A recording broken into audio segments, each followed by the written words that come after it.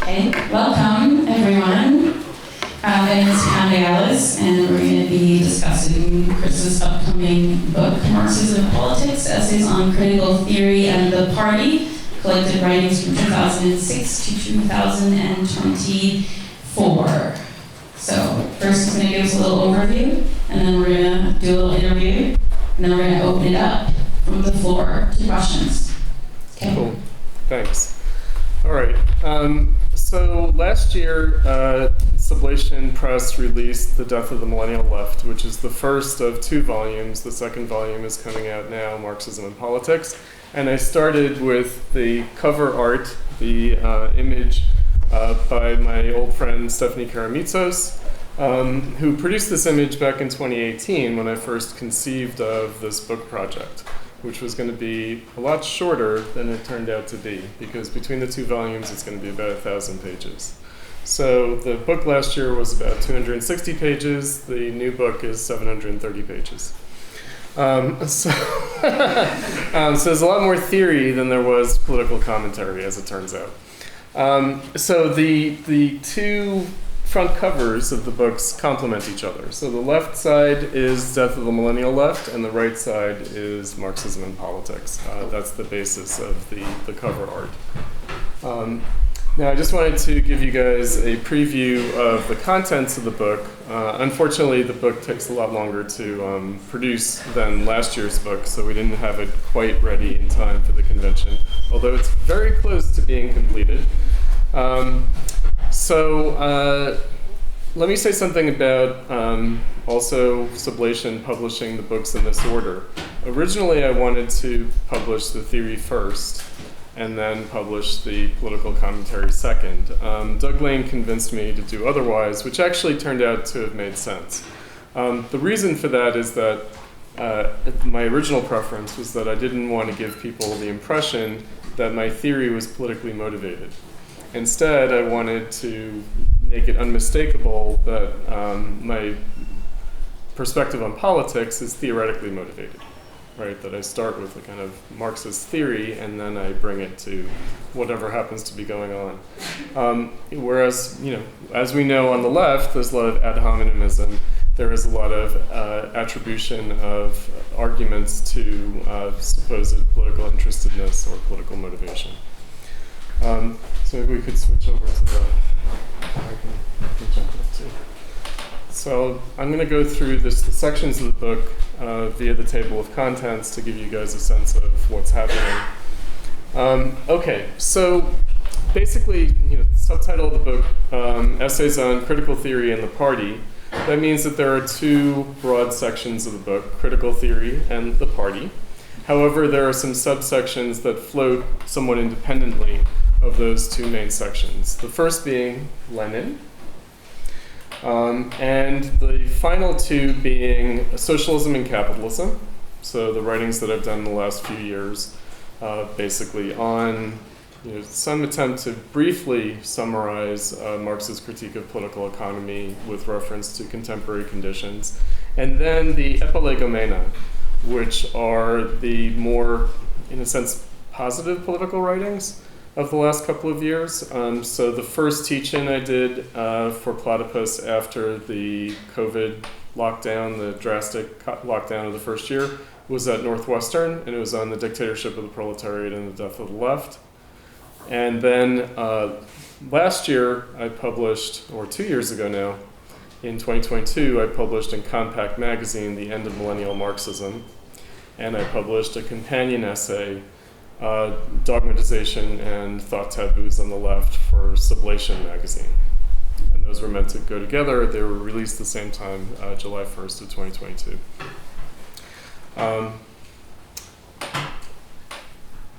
Take it to the next page.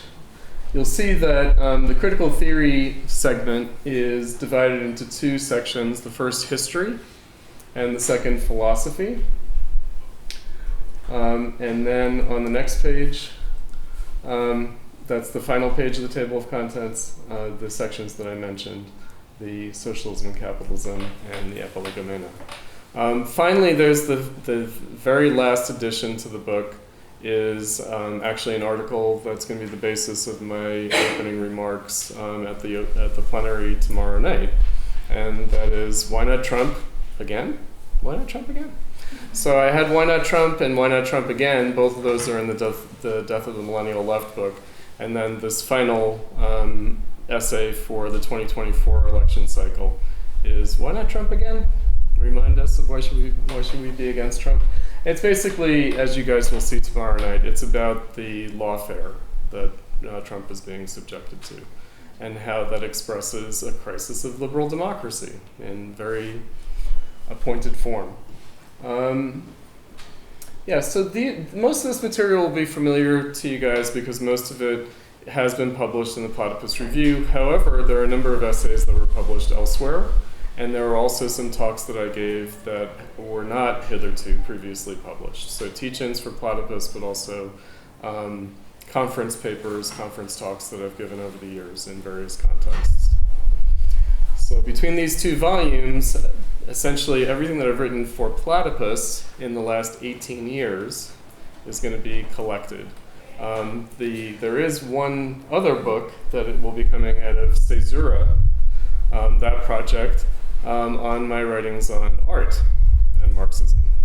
So that will finally kind of top it off, if you will, because there are a couple of teach-ins and panel presentations that I've given for Platypus on art that are not included here. Great. Thanks. Thanks for that overview. Chris, so I had a chance to look at the volume and I was trying to pull some threads.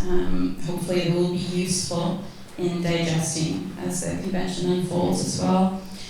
So I separated it in three parts. My first part of the interview is on the concept and thesis that I'd like to point out, and the second is on the motivations for turning the pedagogy outward, and the last is more thoughts on the millennial left and the question of the present. So on the concept and thesis, I wanted to start with something that I thought was quite important from the outset in Platypus, that Marxism is not a form of anti-capitalism. So contra Milstein in 2010 at the Left Forum, you wrote that Marxists consider socialism to be the historical product and not simply the antithesis of capitalism.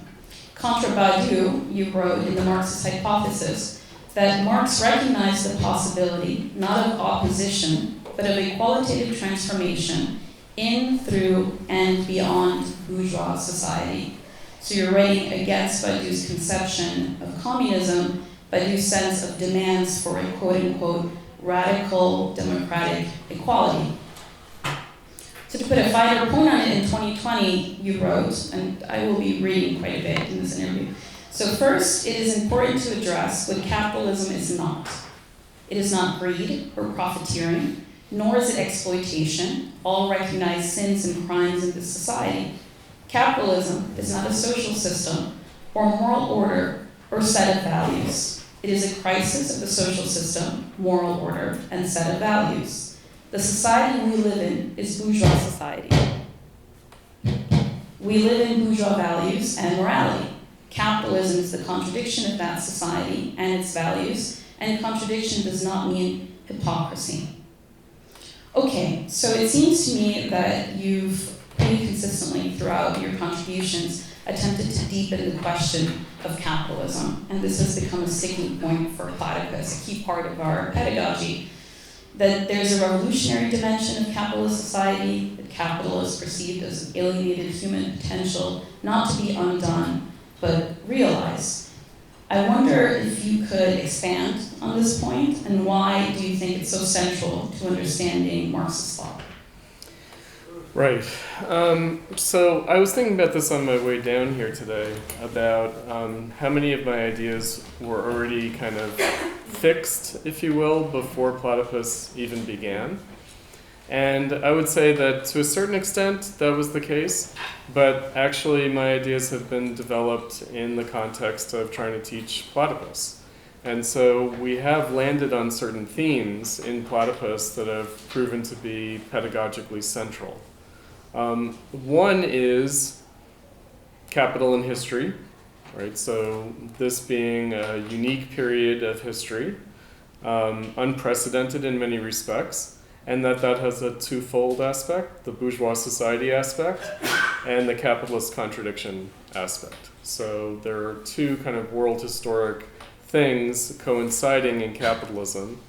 There's bourgeois emancipation, the bourgeois revolution, modernity, and then there's the more recent crisis of industrial production.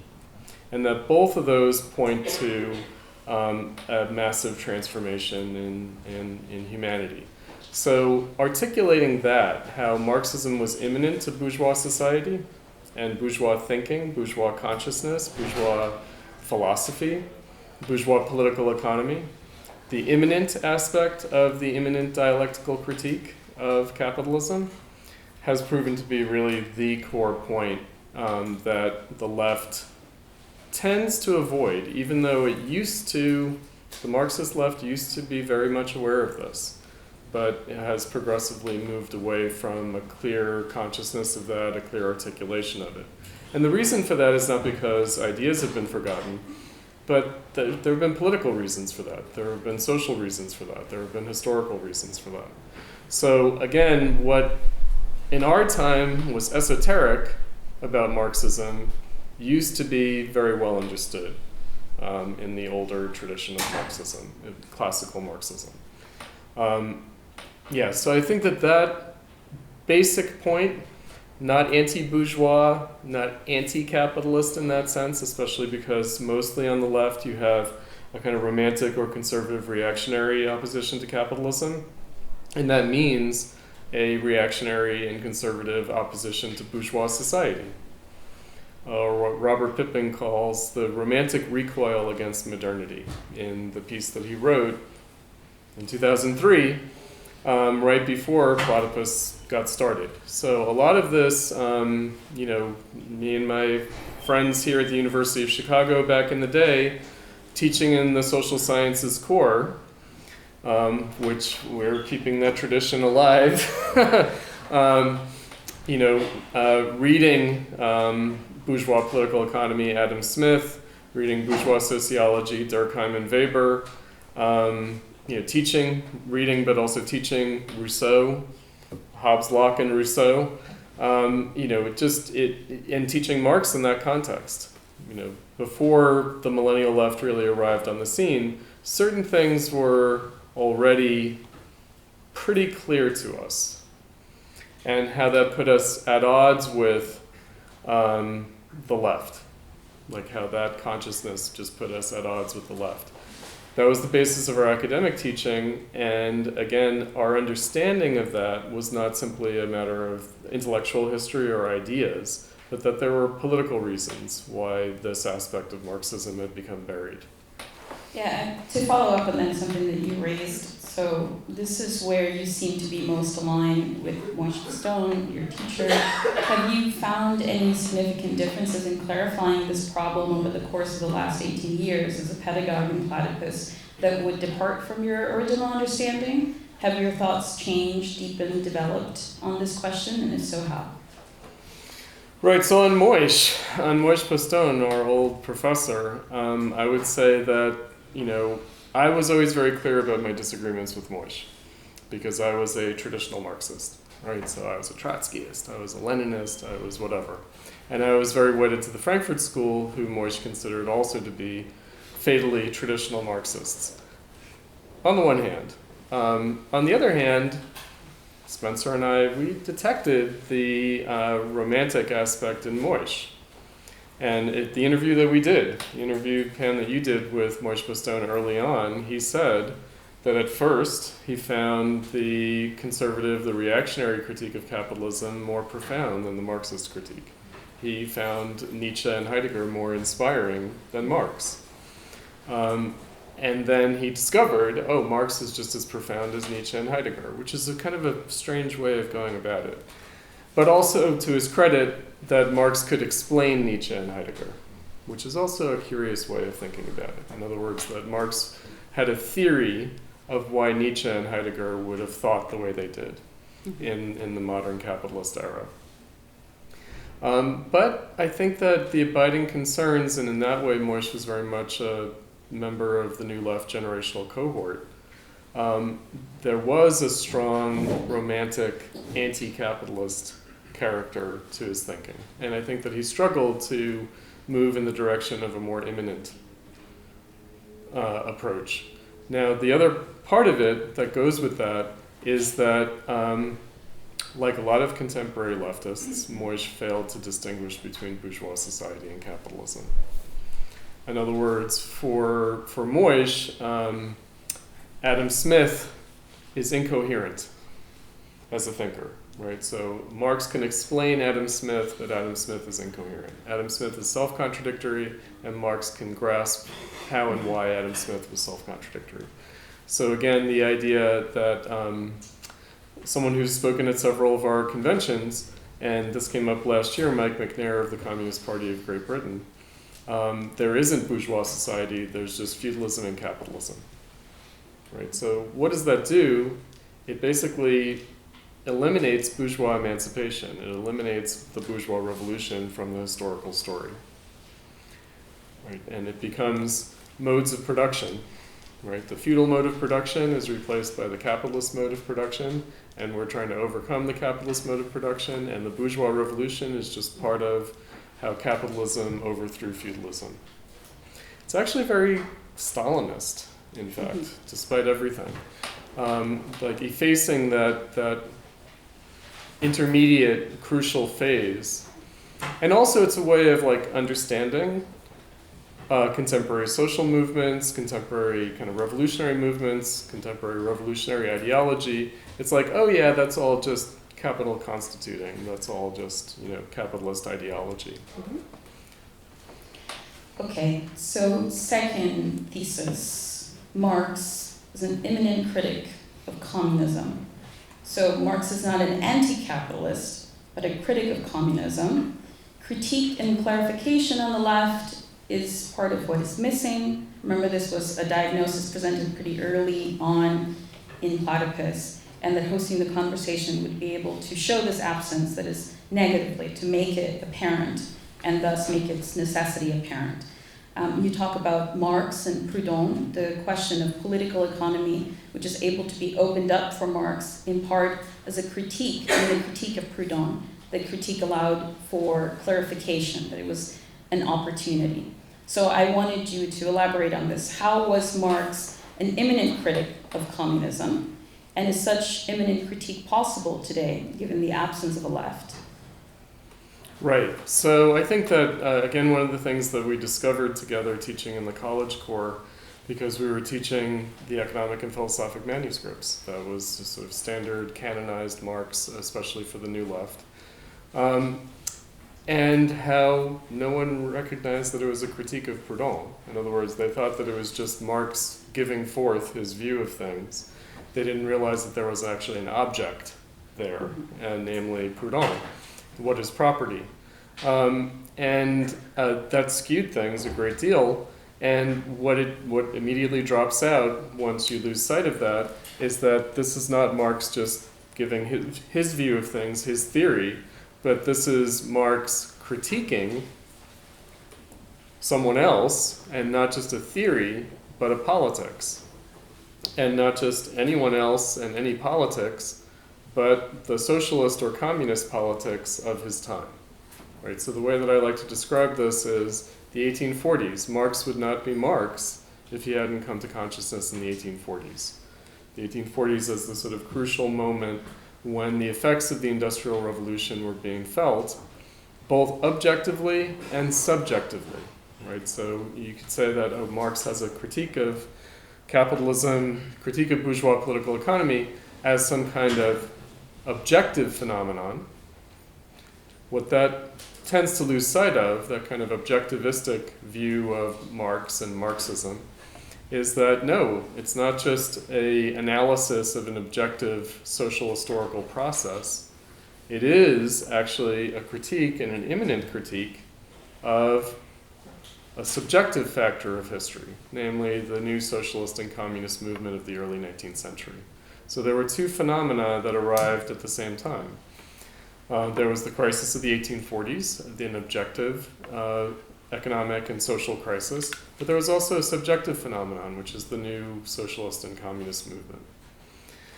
So again, rather than Marx being one kind of socialist or communist ideology among others, that he's actually the critic of all the varieties of socialism and communism that had emerged, and that he grasped them as expressing a contradiction. You know, it's right there in the letter to Ruga of 1843. It's there in the economic and philosophic manuscripts. He says the variety of socialist and communist consciousness is collectivistic on the one hand and individualistic on the other hand. And they're both right and they're both wrong. Like, it was astounding to us, especially, you know, we had a hard time even kind of convincing Moish that it was there in the 1844 manuscripts, who should have known, but he had this idea that, well, Marx only comes to that in his mature writings. It's like, no, it's been there from the get-go. And it's really in the moment that is kind of formative for Marx. So Marx is the critic of socialism and communism. And furthermore, the immanent critic, which means the sympathetic critic. So in other words, he had a critique of socialist and communist ideology, but that didn't prevent him from joining the movement politically, from endorsing it. All right, so I think the way we taught it was the 1844 manuscripts in the Communist Manifesto. I think that for the New Left, the 1844 manuscripts were meant to contradict the Communist Manifesto in some way.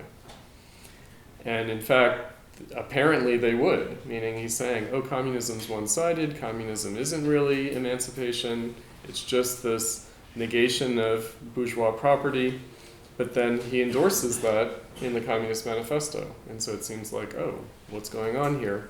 It's actually the same thing, like recognizing that it's the same thing. Now, how that relates to the present, of course, this raises the big questions, which I do raise in the book, and came out in the talk that I gave on Gilded Age Socialism when we did the history of American socialism, the panel that we did together. There is this question that now overhangs the memory of Marxism, which is it unique to a historical moment? In other words, is it really about this period from the 1840s until, let's say, the 1920s? Is it about the first and second industrial revolutions? Is it about the process of proletarianization? Is it a conjunctural phenomenon of that process, or does it have a life beyond that? In other words, was the kind of revolutionary workers' socialist movement of the 19th and early 20th century just unique to the birth pangs of modern industrial capitalism, and then we've left that behind somehow? Right, so that's always a question that's hanging over us, because why isn't there a mass working class-based socialist or communist movement in the advanced capitalist countries anymore? There once was. Why is there no longer? How do we explain that? And it's a question. I would say there is no easy explanation for that. There are historical reasons for it. And we might rationalize it excessively and think that there are kind of objective reasons for it now. That might be over hasty, but it still is a question that should be in the back of our minds. Meaning, why isn't there an object of critique the way there was for Marx and Engels in their moment, but also for the next generation of Marxists like Rosa Luxemburg, Lenin, Trotsky, who, of course, became, I don't think they started out wanting to be this, but they ended up being the Marxist critics of their own Marxist movement, right, which is essential to what they were. We don't really have that anymore. We could sort of try to imitate that, but we don't really have that because we don't have the object of critique. I think it's a good segue to Lenin. So Lenin, as expressing the historical crisis of Marxism. You characterize the crisis of Marxism from 1914 to 1919 as a civil war among the Marxists. This could only take place through the growth and greater accumulated historical self-awareness of the workers' movement for socialism. But the growth of the workers' movement had resulted in the crisis of socialism. its division into revolutionary communism and reformist social democracy in World War I, and the revolutions that followed in Russia, Germany, Hungary, and Italy. Later on in 2016, you wrote about Luxembourg, that Luxembourg had split and founded the new Communist Party of Germany, the KPD, joining Lenin in forming the Third or Communist International in 1919, to make clear the political tasks that had been manifested and advanced, but ultimately abdicated and failed by the social democratic parties of the Second International in war and revolution.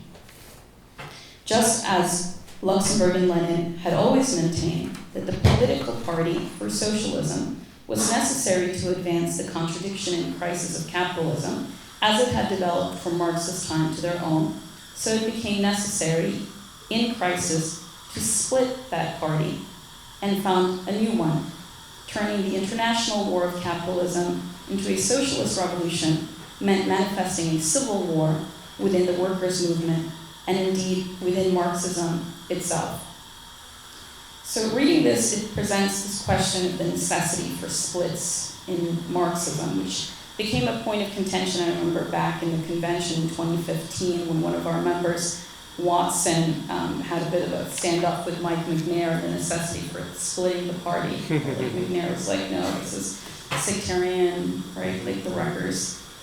And you double down on this point of Lenin, that Lenin himself believed that political splits in the labor movement were not only possible and desirable, but they were also necessary, and that the question was not if they were necessary, but how and when. So I wanted to ask you first about this point, about the necessity to split Marxism and the civil war within Marxism itself. All right, so this is one of the themes in the book that I address through Lenin and also through Lukács.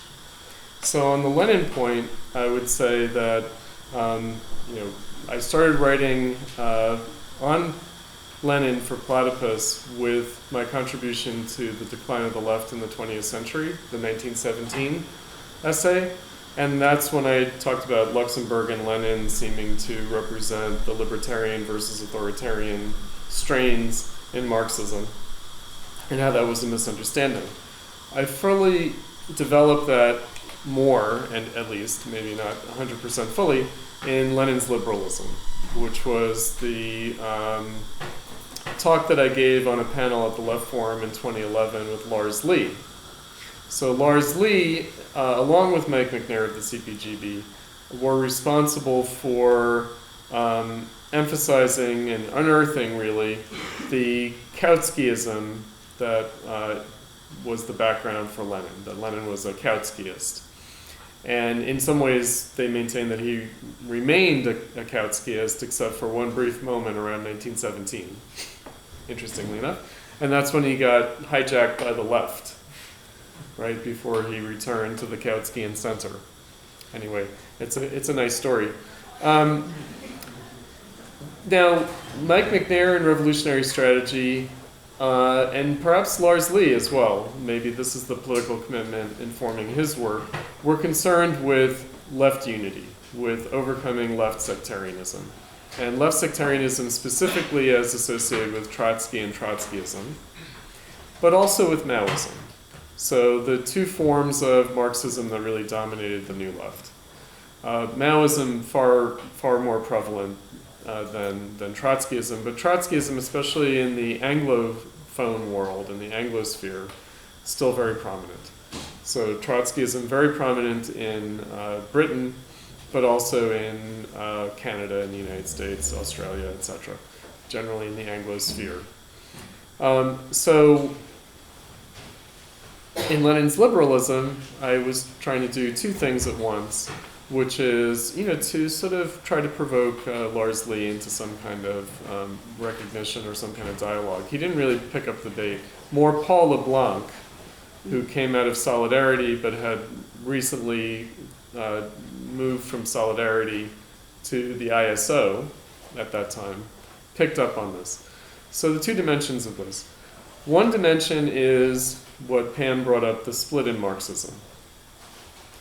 So political pluralism, the Bolshevik-Menshevik split, and also emphasizing the coalition character of the Soviet government coming out of the October Revolution in 1917. It's not a one-party state to begin with.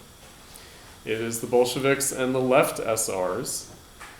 So there was a split not only between the Bolsheviks and the Mensheviks, but there was a split in the socialist revolutionaries, who were a far larger political force than the Marxists, than the Russian Social Democratic Labor Party.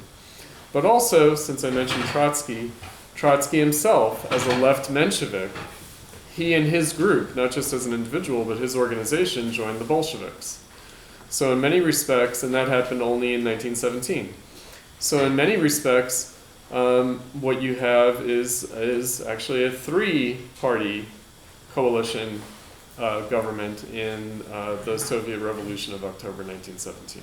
So political pluralism, that's what people usually mean by liberalism. When people say liberalism, they mean political pluralism. The other aspect of it, however, again, another basic point of liberalism is state and society, state and civil society. In other words, is Marxism, is the dictatorship of the proletariat, is socialism supposed to be statism? No. First of all, Lenin would not have been able to imagine that such a thing was possible, the kind of totalitarian state that did in fact emerge. But also the totalitarian state that emerged was not what we tend to think it is. It's not, 1984. It's not Brave New World. It's not the state taking over everything. There still was a civil society, albeit a suppressed one. There was still, for instance, a black market that was very central to the Soviet economy.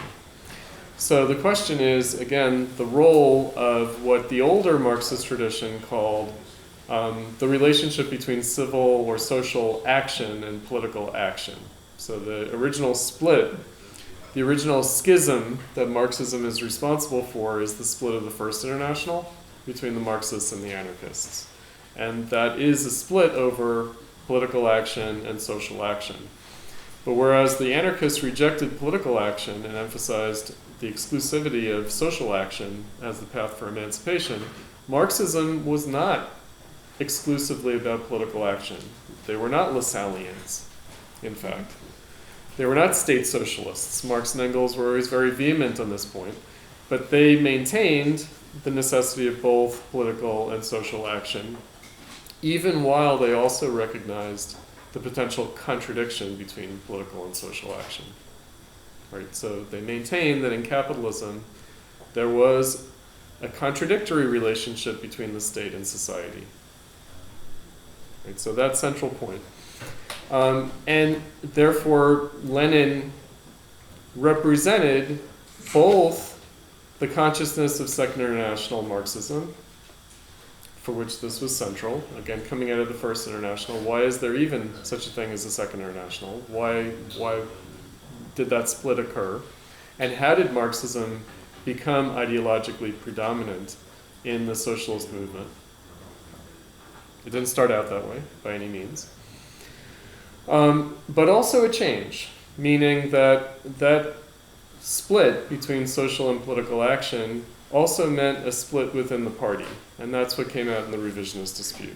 Right? So when we think of Lenin, and the Maoists will tell you this, Leninism is anti-revisionist. It's anti-revisionism. What is revisionism? Well, revisionism is actually a devolution of the socialist movement into more of an antinomy rather than a dialectical relationship between political and social action. So Rosa Luxemburg famously said that Edward Bernstein was simultaneously an anarchist and a statist, in his view. Right? So finally, maybe to kind of bring this around on the Civil War and Marxism, that the crisis of capitalism, the contradiction of capitalism, was present within the workers' movement itself. And not simply as an objective phenomenon of the working class, but as a subjective phenomenon of the working class in its social and political struggles in its class struggles, but also in its struggle for socialism itself. In other words, the contradiction in the workers' own struggle for socialism was in this sense the highest expression of the contradiction of capitalism itself. Right, so again, this challenges a lot of leftist preconceptions because they think, well, the working class is somehow outside of capitalism, the working class in its class struggle is somehow, just simply opposed to capitalism, and surely socialism is opposed to capitalism, isn't it? No, in fact, the contradiction of capitalism only fully manifests in the working class's struggle for socialism. And therefore, necessarily, not accidentally, not regrettably, but necessarily, that's going to take the form of political divisions, political conflicts. And when it came down to the revolution, it came down to the struggle within the revolution, or between the revolution and the counter-revolution, however you want to describe it, as a conflict within Marxism itself, and that did, in fact, as Marx put it early on, the criticism of weapons doesn't exclude the criticism via weapons, right? That unfortunately was the case. But perhaps not simply unfortunately, not accidentally, not mistakenly, but necessarily. So Adorno, on this question of regression, that Adorno is presenting a Marxist critique of Marxism, which he said in the presentation that he gave at the Second International Convention in 2010. He's grasping the degenerations that Marxism suffered from the 1930s through the 1960s. Several of Adorno's writings from the periods of 1930 to 1940 and the 1960s illustrate the abiding concerns of his critical theory throughout this period. Whereas by the 1930s, with the triumph of Stalinist and social democratic reformist politics in the workers' movement on the defensive against fascism, Marxism had degenerated into an ideology merely affirming the interests of the working class, whereas Marx himself had started out with a perspective on what he called the necessity of the working class's own self-abolition. So I wanted us to talk about the problem of regression and historical knowledge. I think that this came up for Platypus quite early on in the diagnosis of the new left. That there could be lessons learned and there could be the wrong lessons learned, that there could be false diagnosis of what went wrong, which can then become calcified in new moments so that new opportunities could be missed. So you emphasize in the early writings the, quote, post-proletariat character on the one hand of the new left, the search for new revolutionary subjects, its Stalinophilia, and on the other hand, especially through the 70s the turn to labor, the attempt to recover Marxism as a serious political project, making up for the post-proletarian disorientation with a kind of neo-Stalinism, a Stalinophilia. And that both the Stalinophobia and the Stalinophilia carried with it an undigested lesson of the old left, right? So the indigestion of the old left in the new. Okay, so I wanted to ask you about this problem of historical lessons being learned within the context of regression and what Adorno can teach us today on this problem. Okay, so Adorno, the trifecta, I talk about this in the foreword to the second volume here to Marxism and Politics. Marx, Lenin, and Adorno. Okay, so Adorno is the one that would seem to not be long, yes? So in terms of the bas-relief, the heads, right? Marx, Engels, Lenin, Stalin, Mao, yes? So Marx, Engels, Lenin, Adorno? Wait, what? How could Adorno be there? Well, okay, Adorno stands in for the Frankfurt School, more generally. And as the other thinkers in the Frankfurt School, like Horkheimer and Marcuse, said, Adorno was the one genius among them. So what does Adorno's genius amount to?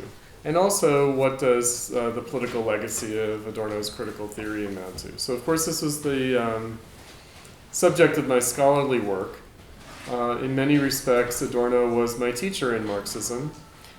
insofar as I needed a teacher besides the Spartacus League, Adolf Reed, and Moishe Postone. Then Adorno was my posthumous teacher, if you will. He taught me through his writings. So regression, and this is the controversial concept. I think that the Spartacus League acknowledges regression in one respect. Moishe always said regression doesn't make any sense, but then he would sometimes say, oh, but it does make sense because we've regressed since the 1960s. We've regressed after 1968. But then at my dissertation defense afterwards, he finally had to acknowledge that maybe we've regressed since 1919 after all. So that is the concept associated with the Frankfurt School. That's the controversial concept. There was a friend of mine also who taught in the college curriculum here at the University of Chicago, a Horkheimer scholar, John Abramite, who loved the early Horkheimer and hated the late Horkheimer. So why did he love the early Horkheimer? Because the early Horkheimer was a materialist. The late Horkheimer was an idealist. And why did the late Horkheimer become an idealist? It was under the malign influence of Adorno. Right? So dialectic of enlightenment was the turning point. It's when the Frankfurt School abandoned Marxist materialism and embraced bourgeois idealism.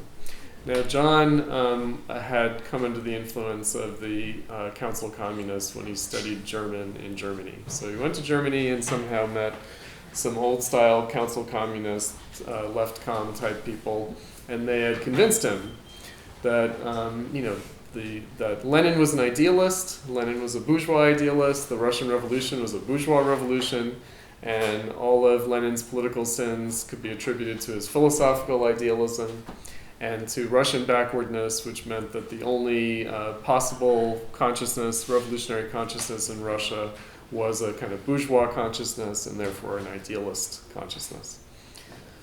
That's all well and good. Regression, however.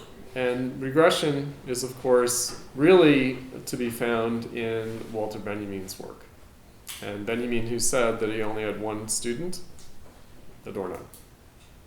So really it's attributed to Benjamin's malign influence, meaning the pessimism and the idealism, seemingly contradictorily, but the bourgeois idealism and bourgeois pessimism of the late Frankfurt School is to be found in the so-called Theses on the Philosophy of History. So this testament of Benjamin that was so influential on the Frankfurt School, on Horkheimer and Adorno, and on the dialectic of enlightenment in particular. So that's where regression comes from.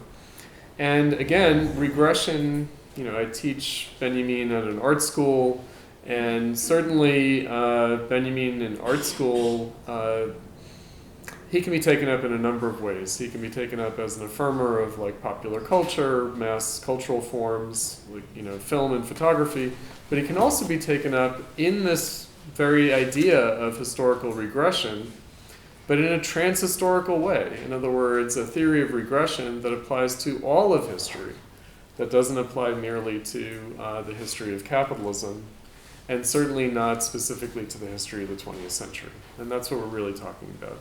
Meaning, you could say that capitalism is a regression from bourgeois society. There would be a point to putting it that way. After all, the Theses on the Philosophy of History come from the Arcades Project, which is Benjamin's book on the 19th century. It's about regression already in the 19th century. But, indeed, that would assimilate Benjamin to this kind of romantic recoil that I mentioned earlier. And Benjamin was not a romantic. He wrote a lot about romanticism, but he was indeed a Marxist, and he was talking about something more specific. Namely, he raises Rosa Luxemburg in the Theses on the Philosophy of History as the essential turning point.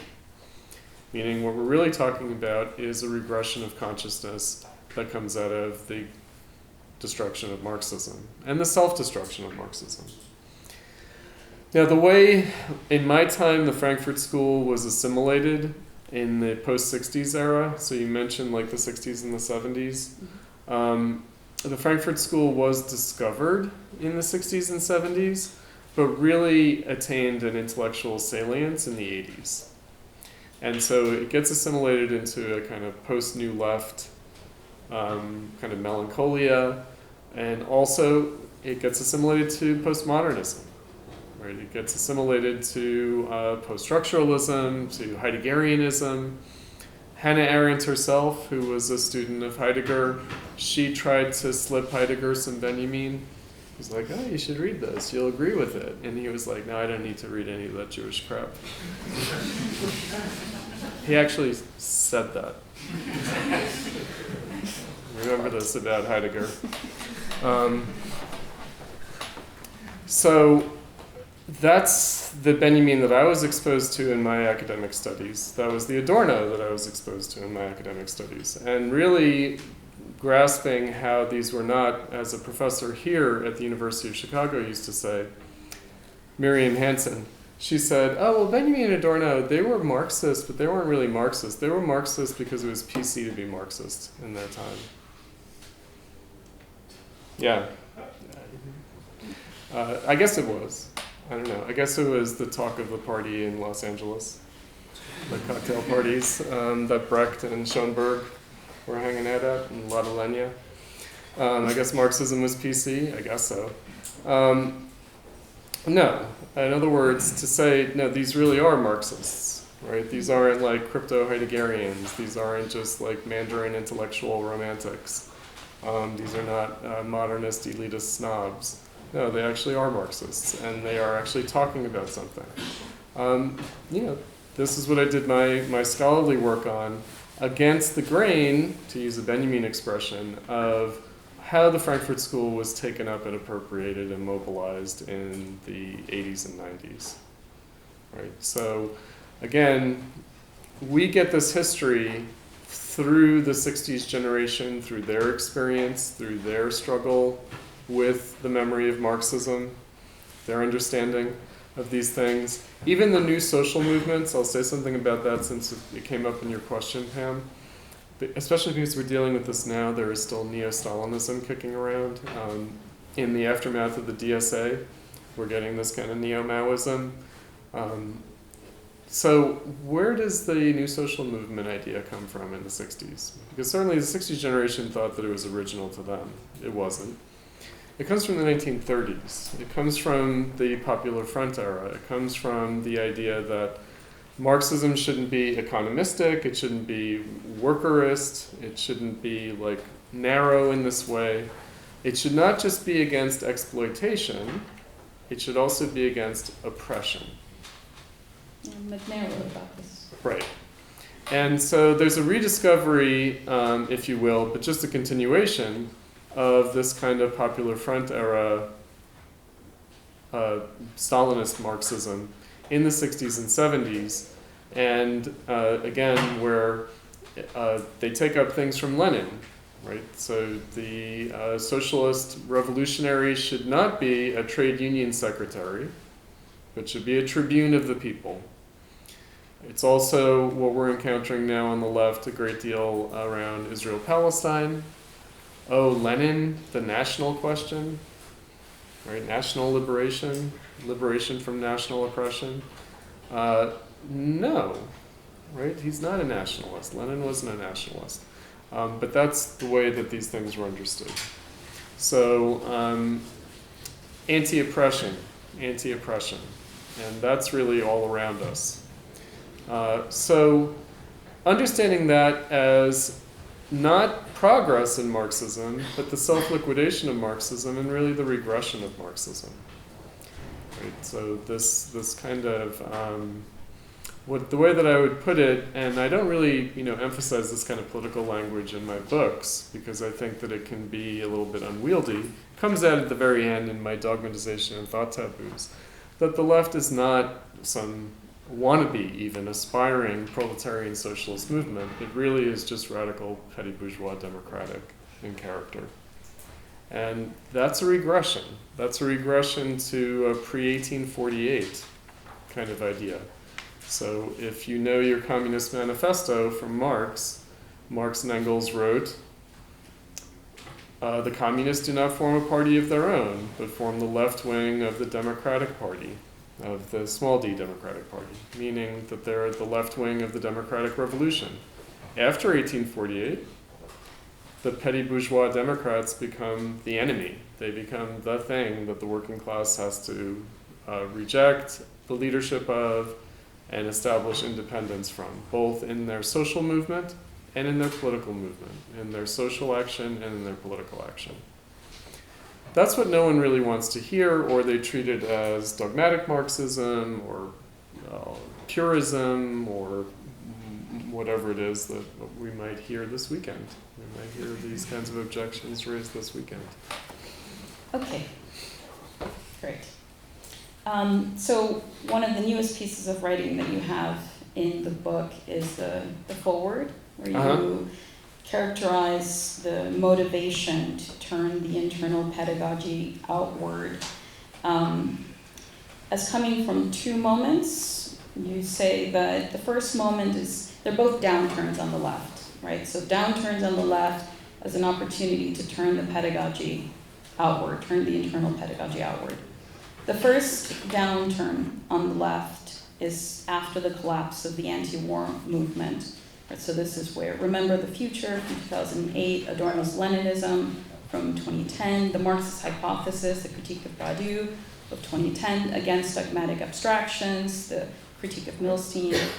And it seems like in this period there's an emphasis on the subjective dimension of Marxism, the problem of regression. What do we mean by capitalism?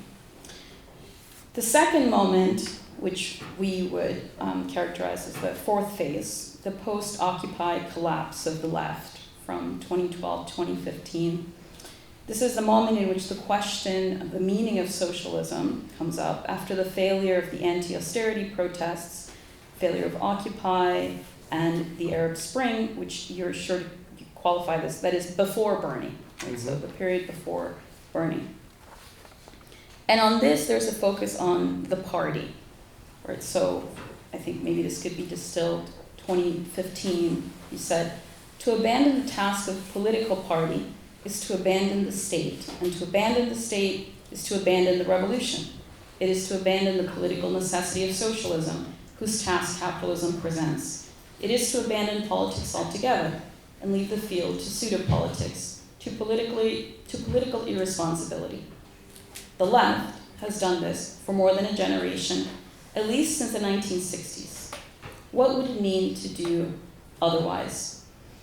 So the beginning of this period, of this downturn, could be characterized as a kind of neo-Kautskian turn, which is already brewing within and concurrent with Occupy, this turn towards unity projects that preceded the neo-social democratic moment.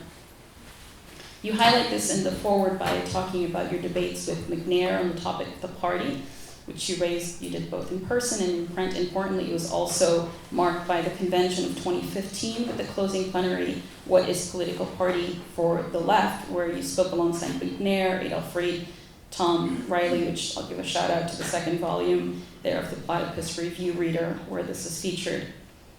You said that many of the members of the Democratic Socialists of America were influenced by Lee and McNair's writings on Lenin and the Second International, Marxism more generally, and, you said, I sought to contribute to their learning from Lenin. So this is a period when Platypus doubled down on the Second International pedagogy. All right, so you have this first moment and the second moment of turning the internal pedagogy outward. And I wanted to ask a couple of questions about this. One is, how did the first and second moment represent two different opportunities for clarification? How would you understand that? Okay, so Pam mentioned the fourth phase, just for those of you who are not members of Platypus. We've divided up the history of the millennial left into phases. Namely, the first phase being the war on terror, the anti-war movement. So basically 2003 onwards, but with Platypus 2006 onwards. And that comes to an end with Obama's election in 2008, because he's elected as an anti-war candidate. He's expected to wind down the wars in Iraq and Afghanistan, which he does not do. And also because the issue of the war, which had dominated the election in 2008, becomes eclipsed by the financial crisis. And so there's a kind of New Dealism that attends to the election of Obama in 2008. So that closes the chapter on the first phase. The second phase is this downturn phase.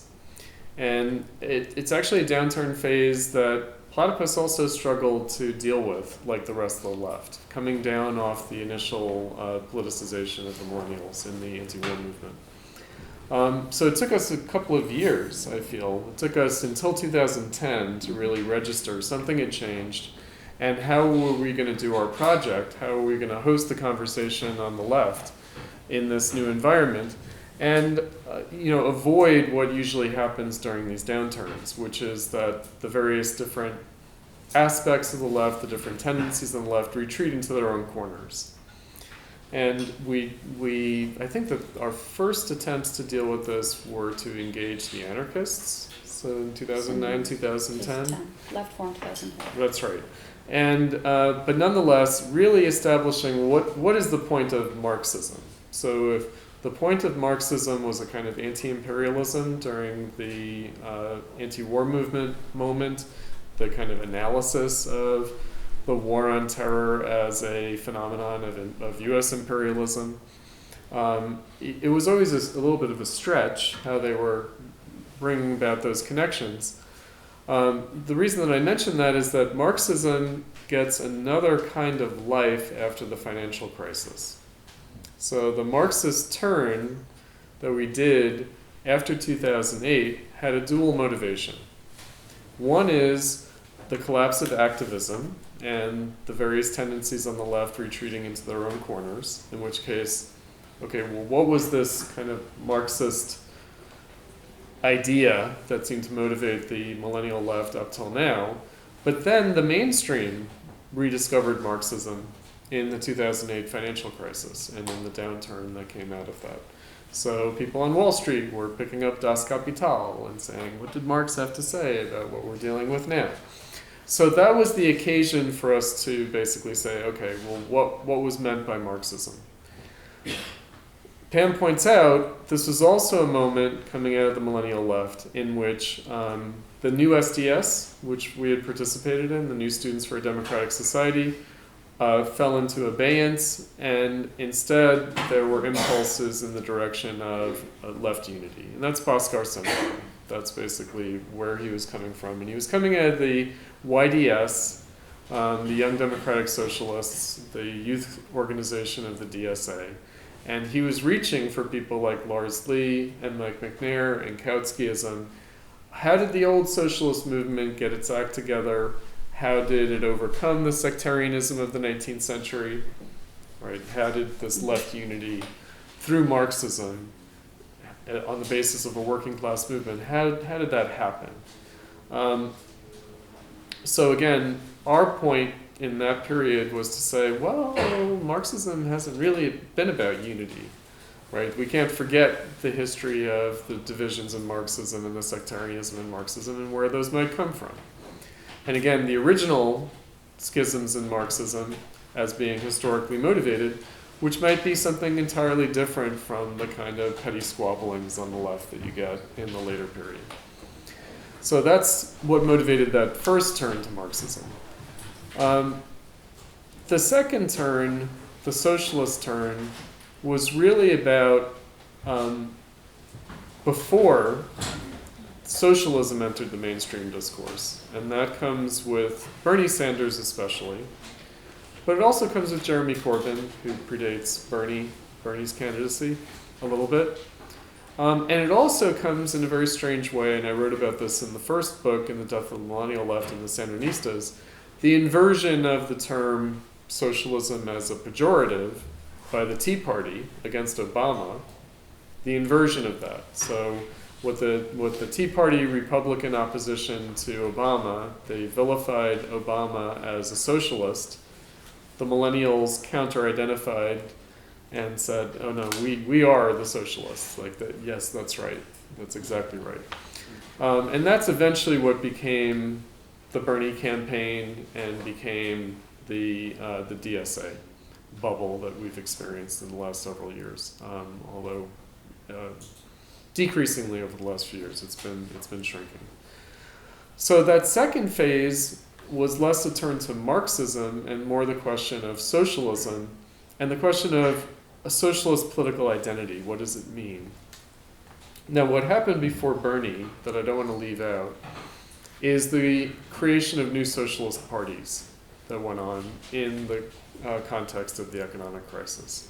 So those are, in Europe anyway, Podemos and Syriza, both of which have roots that predate the economic crisis, but really come to prominence in the economic crisis. And again, coming out of the moment of anti-austerity protests and the Occupy protests, the Squares protests, and of course the Arab Spring is part of that.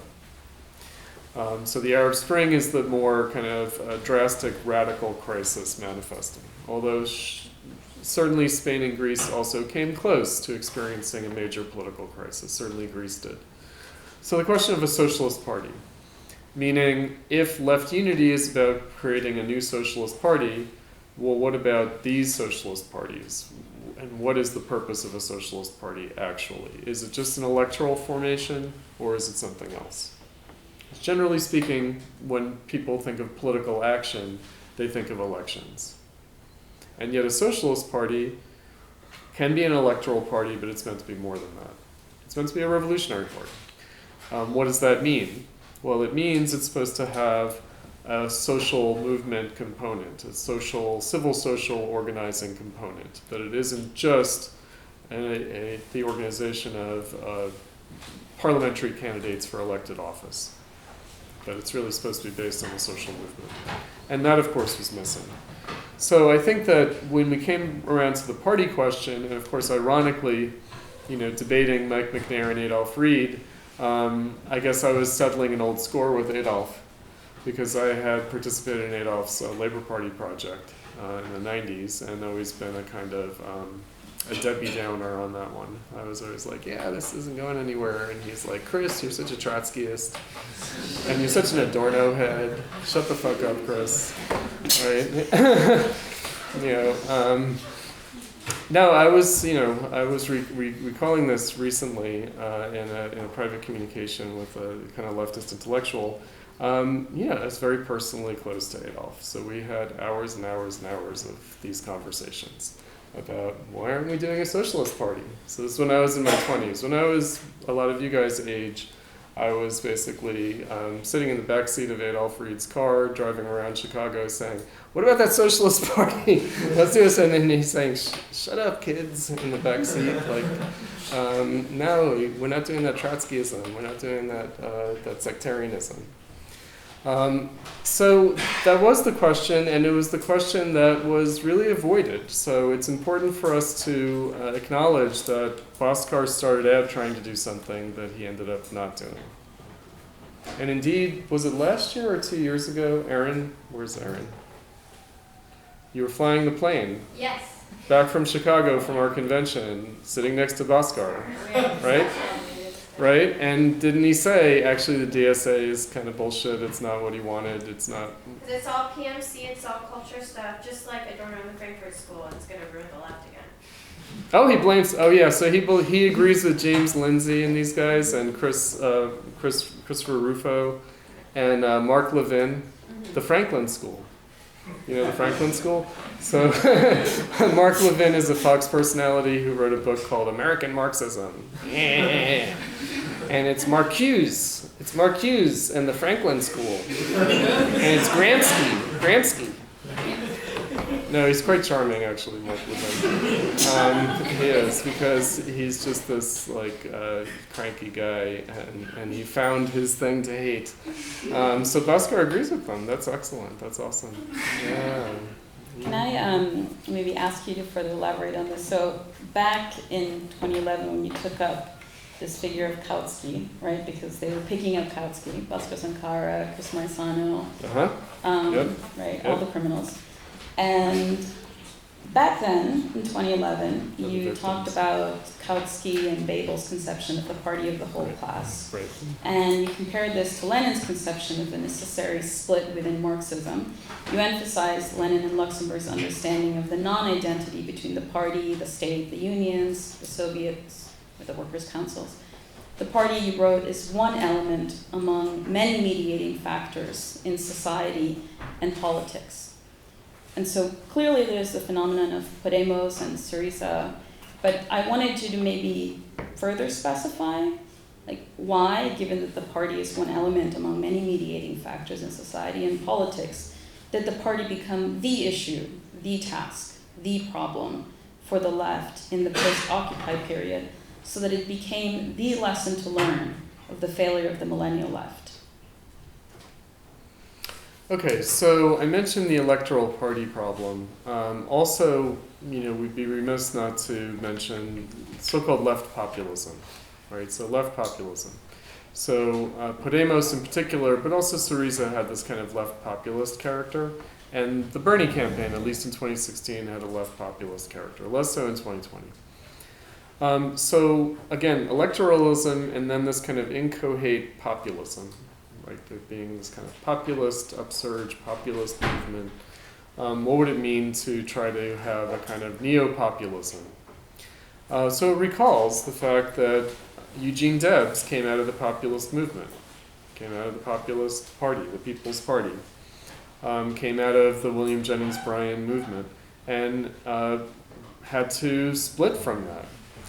And indeed, the populist movement led to progressive liberal capitalism in terms of William Jennings Bryan serving as Secretary of State for Woodrow Wilson.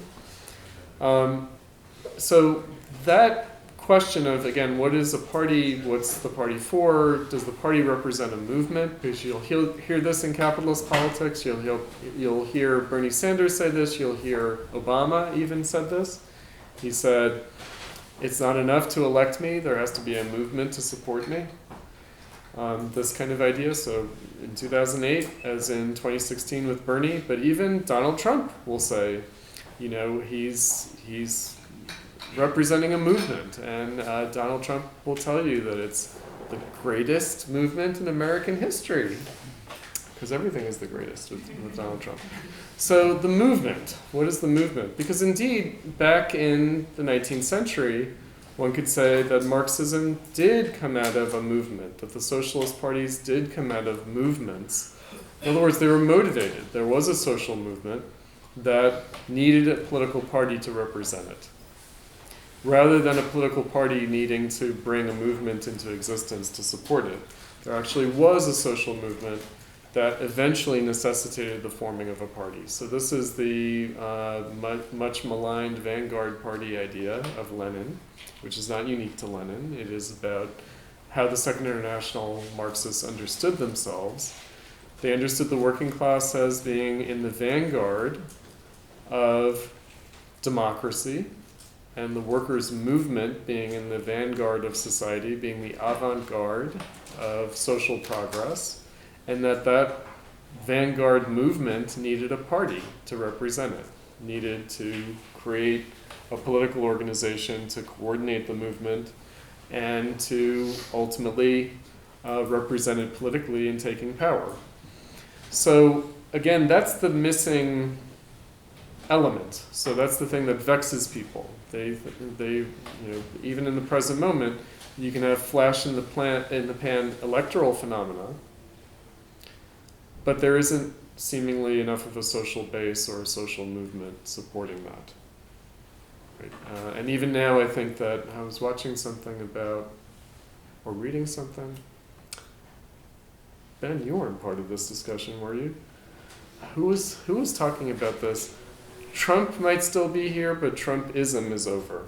Did you hear about this discussion? Yeah, I heard that. Oh, it's Alfie Bunga Bunga, right. So Trump's still, oh yeah, that's right. And they didn't invite you to participate in that one. You could have been part of that. I heard about it. You heard about it, okay. So that was Alex Gorovich, who has spoken on Platypus panels, and it was also Amber Frost. I think Philip Cunliffe. And Phil Cunliffe, absolutely, Phil Cunliffe, that's right. Absolutely.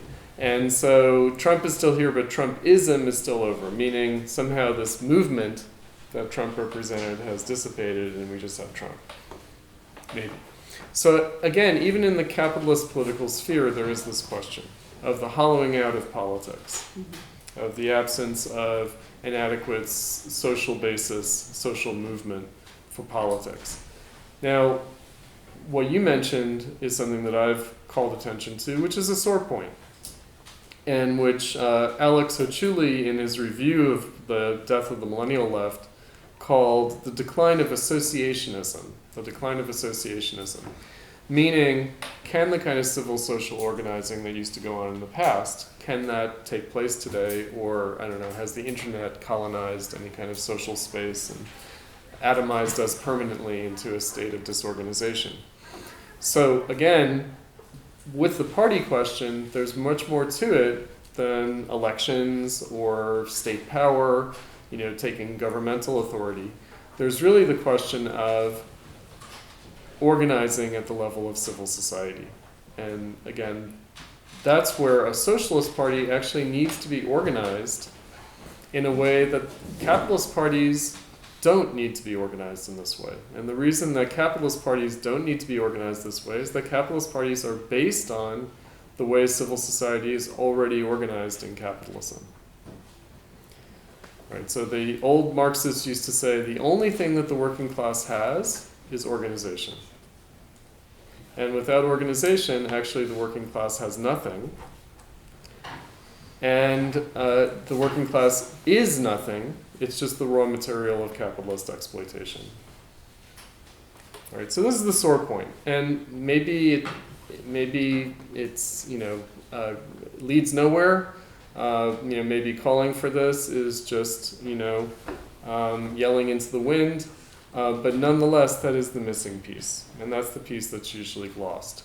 Now, what I will say is that the millennial left did approach this issue a few times. So there was the Philly Socialists, there was the Marxist Center, there were attempts to, and then also DSA tried to do at various times grassroots organizing. There was the brake light campaigns that they did. Did you guys hear about this one? This is in the context of police brutality, that the DSA was going to prevent police brutality by fixing African Americans' brake lights on their cars so that the cops wouldn't have a reason to pull them over and kill them. But it didn't really lead to much. So this is a sore point, but it's also the essential point. And it's the essential point not only with respect to any possibility of a socialist politics, but it's also actually a recognized problem in the realm of capitalist politics. Just last question, and then we're going to open it up to Q&A. So you wrote that the millennials did not themselves add anything lasting to the archaeological dig, as their own efforts were so ephemeral, seemingly eagerly cut short, not even leaving evidence of iconoclastic vandalism, nor any other remaining traces of their all too brief temporary encampment. So I take this to mean there are no positive projects that were left, seems true. However, I wonder what you make of Platypus as born out of that millennial moment, that is, as something born out of the frustration by the millennials that demanded that the new left and the Gen Xers teach them something. So what if Platypus was the potential of this moment, but not the party? Then what? Right. What I was recalling there, this is in the foreword of the book, is that the last authentic reconsideration of Marxism took place in the 60s, or coming out of the 60s. So that generation, the new left cohort, they're the ones who gave us our last wave of serious Marxology, we might say. Not only the study of Marx, but the study of the history of Marxism. And the millennials kind of wanted to do some of that, but it seems like they haven't really produced that. Maybe they will in the future. I'm pretty doubtful about that. I think that probably there have been a few figures who seem to maybe go in that direction. I think Matt Christman was someone who was doing a deep dive into history. But I don't actually anticipate that. So I would say before the Bernie campaign, there was some impulse in this direction to, okay, we're going to reconsider this history for our generation now. We're going to produce our own historiography of Marxism. But they didn't, right? So that's important for us to acknowledge.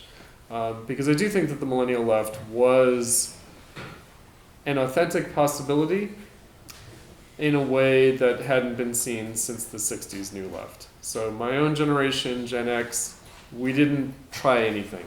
We didn't do much. We certainly didn't produce our own actual historiography of either the left or Marxism. The millennials looked like they were angling towards that, but also seem to have given it up. And that's what it means to say we don't even have iconoclastic vandalism as evidence of the existence of the millennial left. So one of the things that we do have, for better or for worse, we can't access this history other than through the New Left historiography, right? We can't go around or over, we can't avoid the New Left historiography. The New Left did produce its own kind of knowledge of Marxism that is inevitably the lens or the prism, the screen through which we have to access the earlier history. The millennials don't seem to be leaving a legacy like that. And the passage in the foreword continues to, we don't seem to have, with the Zoomers yet. The cargo cult? Yeah, it doesn't seem like we have the Zoomers going in this direction, but instead they're doing kind of cargo cult Marxist Leninism, in which the bones of past sacrificial victims become weapons to be wielded. Mm-hmm. Good, thanks, Pam.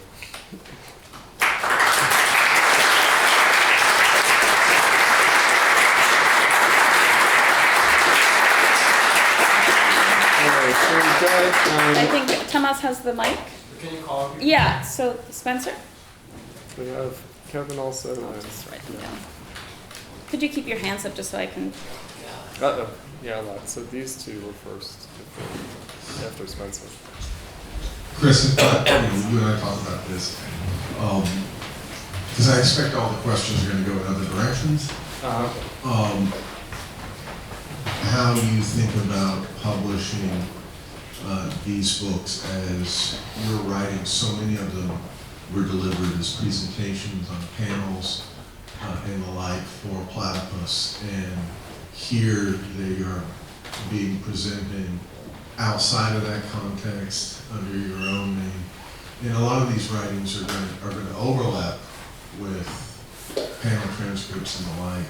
So just to talk about the bookliness of these things before we perhaps dive off into some of the substantive points. Right.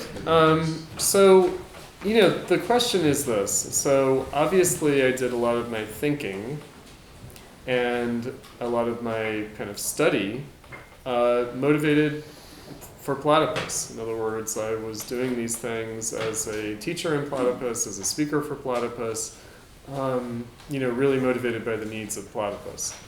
So what does this look like taken out of that context? This is an experiment, meaning, generally speaking on these panels that I spoke at, everything that I said of substance was ignored by the other panelists. Like, we have to acknowledge that, right? And that itself was a symptom that I wanted to present in Platypus. In other words, like, check it out, kids, watch this. What? And then it's like it never happened, right? So I do my little trick, I do my little stunt, and the leftists are like, yeah, that didn't happen. So, like I said, Lars Lee did not take the bait at the Left Forum in 2011. Paul LeBlanc a little bit. McNair was... Mike McNair is more, yes, Mike McNair. But again, I feel like a lot of our dialogue, me and Mike McNair, has taken place in print. And so it does leave a kind of documentary record.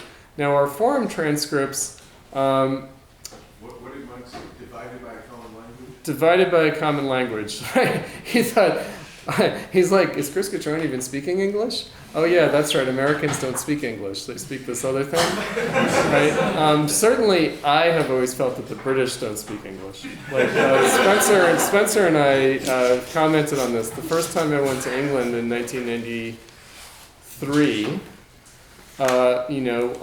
I was unable to understand what people were saying at all. Like I was like, oh shit, I thought I was going to an English-speaking country. That's no longer the case. That's no longer the case. No, it really was like, it was like something else, right?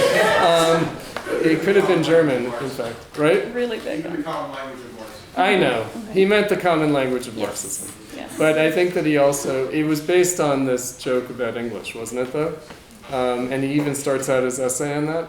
But the common language of Marxism. So that was productive to a certain extent, but again, in highlighting certain things. In other words, why were the things that I was talking about incomprehensible to Meg McNair? Right? In other words, it's a kind of a negative symptom. So it was there's always a kind of one-sided dialogue character to all of this. And we've formulated this in Platypus as the contrast between the reading group pedagogy and the present day left, right? So in other words, in the reading group pedagogy, we read Lenin. Okay, right there, he's saying this, that, and the other thing, and then we hold a panel in which people quote Lenin, and they seem to completely ignore everything that we just read. Right, so that contrast was always considered to be fruitful. So because I've by far not spoken on even a majority of Platypus panels over the years. So I've only spoken occasionally on Platypus panels, and usually it's been on these kinds of points, on kind of Marxological points. And I do have mixed feelings about taking these kind of provocations out of their context. I do think that the source notes at the end of each article are extremely important information. They're extremely important aspects of the historical record in terms of, okay, what dialogue was this motivated by, at least purportedly, at least intentionally, even if it didn't really take place. Now, I will say the flip side of that is that often I would say more substantial things in the discussion on the panel than I was able to do in the opening remarks, meaning the opening remarks were just a kind of an initial kind of foray, and then followed up. We'll get into more of the substance of it. However, that's not always the case. So, and I am happy that we have published the transcripts in the Platypus Review. That record does exist, and also that the readers, Volume 1 and Volume 2 of the Platypus Review readers, those are, that those exist is important. But I did want to preserve something of the formulation of, again, my initial kind of provocations in these instances, preserve them because actually they do follow a logic. And on the rare occasion that I did speak at a Platypus panel, or I did give a teach-in, or I did give like a president's report when I was president of Platypus, this is a little tick of mine, it actually affects my podcast appearances. I hate repeating myself. So in my writings, I almost never repeat myself, right? So in other words, I write in such a way as to presume everything that I've already written, right? And so that has always suggested compiling my writings in this book form, which is to say, my writings have a logic that would not have been apparent in these sort of events that took place once a year or once every 2 years or what have you. And it ends up being a liability in terms of my public intellectual life that I don't repeat myself. So my Doug Lane podcast, The Cutrone Zone for Sublation, we had a series of discussions about Israel-Palestine. I almost never brought up in subsequent appearances things that I brought up earlier, right? And so the YouTube comments were always like, what about this, that, and the other thing? And it's like, yeah, I already said that. So I don't do what a lot of public intellectuals do, which is that they have 2 or 3 talking points that they just repeat ad nauseum. I never do that. I'm too embarrassed of myself to do that. But so there was a point to doing it this way in that respect. Because in fact, in the panel discussions, I would tend to bring up, then repeat things from other contexts in a way that I wouldn't in the opening remarks. I saw Kevin's hand. Microphones, yes. So Chris, this is a compilation of many of your writings for the PR, mostly stuff from the PR. There's some stuff that's outside the remit. It's all put together. And so the writings had a first life either in their first public presentation or in the PR. And I know you've said on many occasions that you write mostly for us, and and obviously it's good if the rest of the left responds to it and acknowledges it, but you've sort of accepted, to a certain extent, for better or worse, a cancel role on the left, that a lot of the more pedagogical writings are for us in the Platypus ambit, and not so much for the rest of the left. Now, that being said, I'm reminded of something Ephraim said on the listserv a few weeks ago, which is that we're in the late doldrums of the 6th phase. It seems that everyone easily accepts that the left is dead. And so it's seemingly a lot of insights that are within the Platypus ambit one is reaching independently on the left right now in various distorted forms, not identical with what's in Platypus, but it's happening. And sort of there is sublation media. There seems to be a market now for your writings. And, well, yes, there is on sublation, so the book form. And so there's going to be a second life for these writings for a larger audience beyond Platypus members in the previously known orbit. So that being said, what arguments do you think, what set of arguments do you think will get a better hearing right now that you've tried to make in the PR on the left right now and its sort of aftermath in the 6th phase, and what arguments do you think will still have a hard time being heard, no matter how sympathetic some people profess to be to the left is dead? Right. No, that's a good point. So, I have to enter into these kind of projects, if you will. My public appearances, public speaking, not in Platypus so much, but outside of Platypus, and certainly publishing these books outside of Platypus, with no expectations whatsoever. 0 expectations, right? So very little expectation. Meaning I'm leaving myself in a position of hoping to be pleasantly surprised, but not to be terribly disappointed.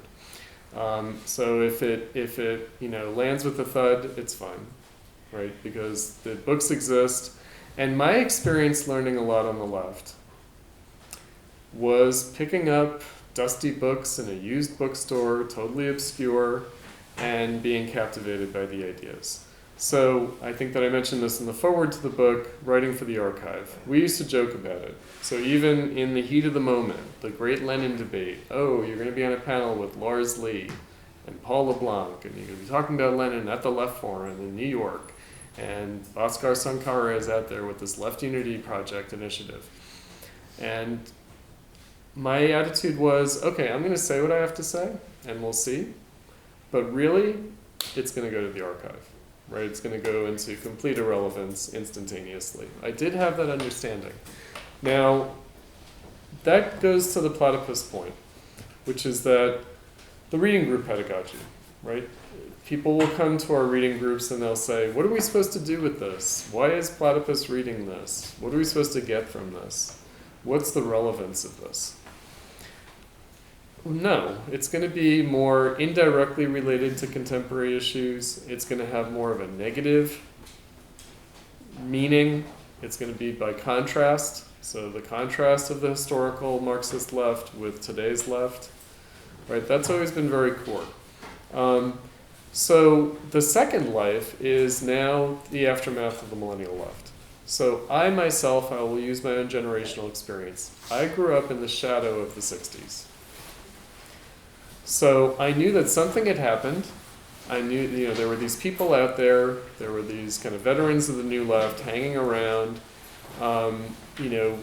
sometimes advising, sometimes just cranky, kind of denunciating of what was going on. I had a sense of something happened, something failed to happen. In other words, people tried something, they failed to do it. I was interested in what they tried to do. I do have a feeling that there's going to be something of that with the millennial left. That younger people are going to be, I think that we use this as a title for one of our events. What just happened? Mm-hmm. New York. Right? What just happened? And not just happened, but what happened? Whatever came of all of that? What was that about? So I wrote about this in the first book, In the Death of the Millennial Left, that I became inadvertently a historian of the millennial left, even though I'm not a millennial, just simply by virtue of writing in the context of the millennial left. And so I did produce a kind of chronicle that in retrospect becomes a history. This is a little bit different. It's a little bit more abstract. It's a little bit a constellation of ideas rather than a chronicle or a running commentary. And the question is, what will Marxism mean in the future? What will people think Marxism means going forward? What will the memory of Marxism be? And I don't think that the millennials leave a legacy the way the 60s do. Right, so I don't think that they're going to leave enough of a record, kind of their own historiography, to be this kind of obstacle, if you will, that the 60s now are. But nonetheless, they did have their own motivations. They did have their own ways of formulating things. And I did write under those conditions and in that context. So again, even the more abstract theoretical writings become a kind of historical record of the millennial left. But I'm not sure, Kevin, whether I really got at your point, because I think that... well, the default answer would be you're writing for posterity, which yes. is elaborate on great depth. I was talking about if you had a judgment right now in the present, what arguments would be understood or get a second life by like the searching for what happened, and what stuff will continue to be ignored or not be made sense of. I know you touched on this in response to the 2 book reviews of the other book. Some things were touched upon, some things weren't. And so I was wondering if you could make a judgment call. It can be proven wrong, but just a judgment call at present on what might be heard and what might not be heard.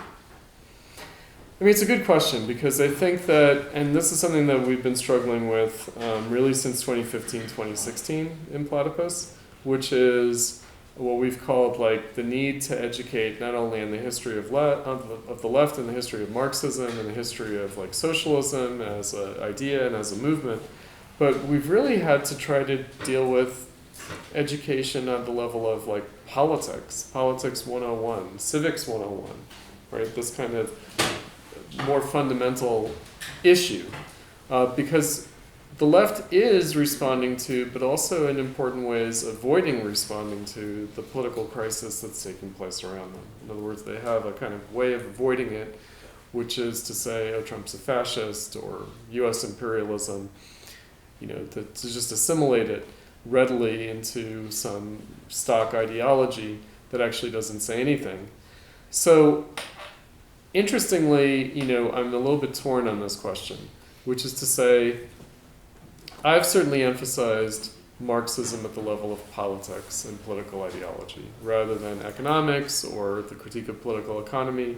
I mean, I've done some writings on that, but done it with a light touch.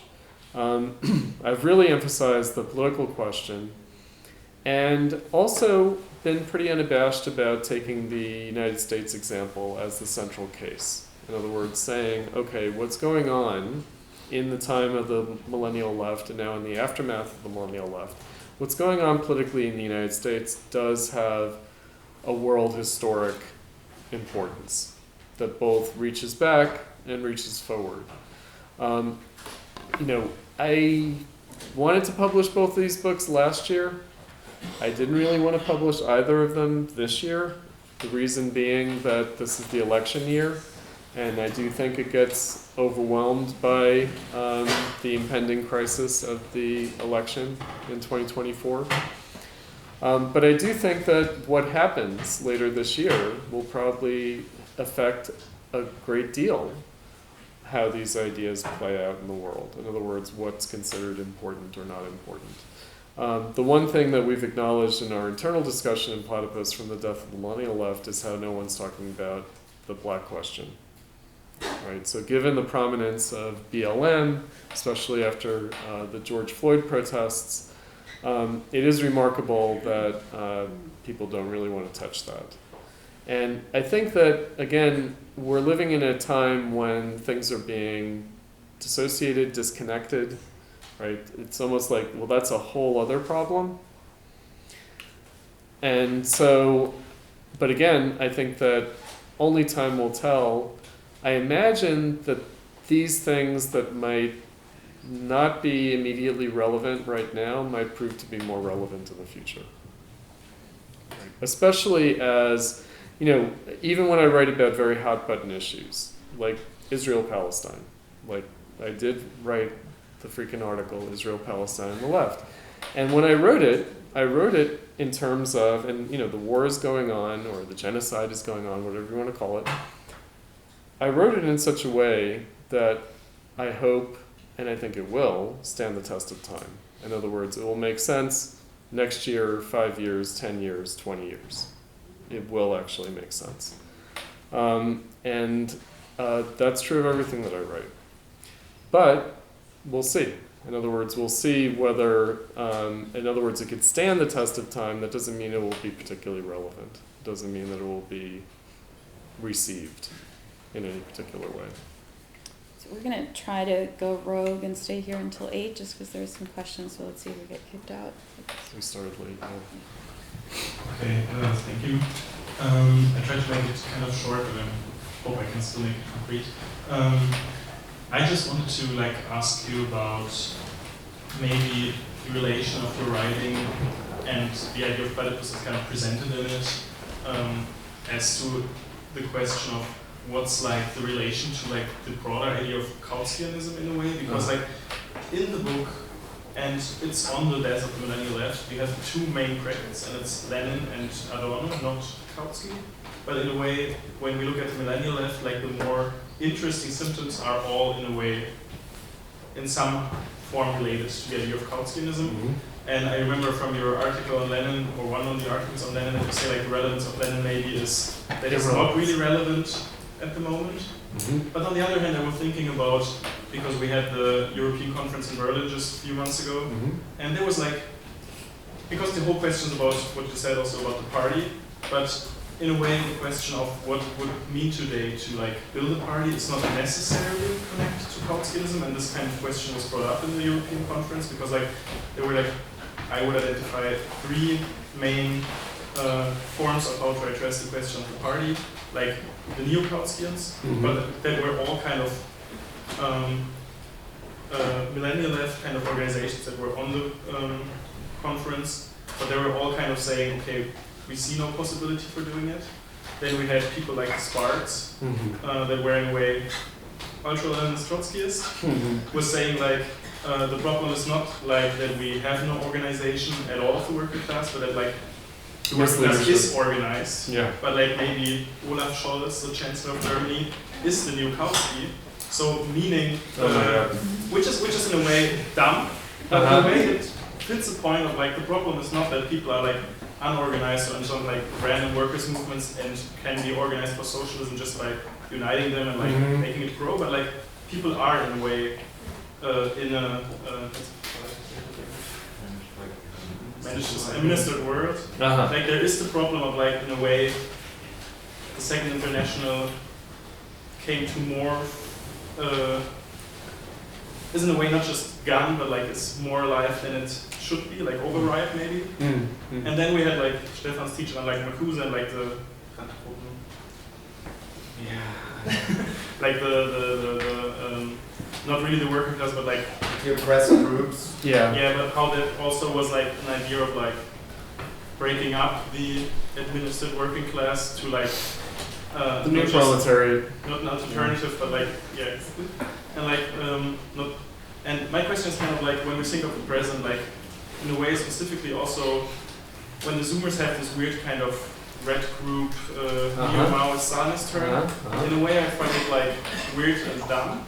But on the other hand, maybe it's a real frustration also with the idea of neo-Kautskyism, because in a way it seems to be just conservative or like non-radical enough, because actually it doesn't really even bring practical successes, and it definitely like, I don't know,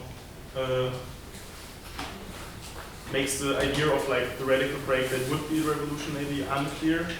And my question is just like, because also with the campaign and with like Neue Linke and whatever, like a lot of groups are influenced by Platypus and seem to be thinking the idea is like you just have to be neo-Kautskians. What do you make of this as like in a way influenced by your writings, but also like, yeah, what's with the, is Lenin not in a way relevant? Isn't there a relevance of Lenin in the present that is relevance? You know what I mean? Right. Well, Steve Bannon says that Lenin's relevant, right? Because Lenin told us that power is in the streets.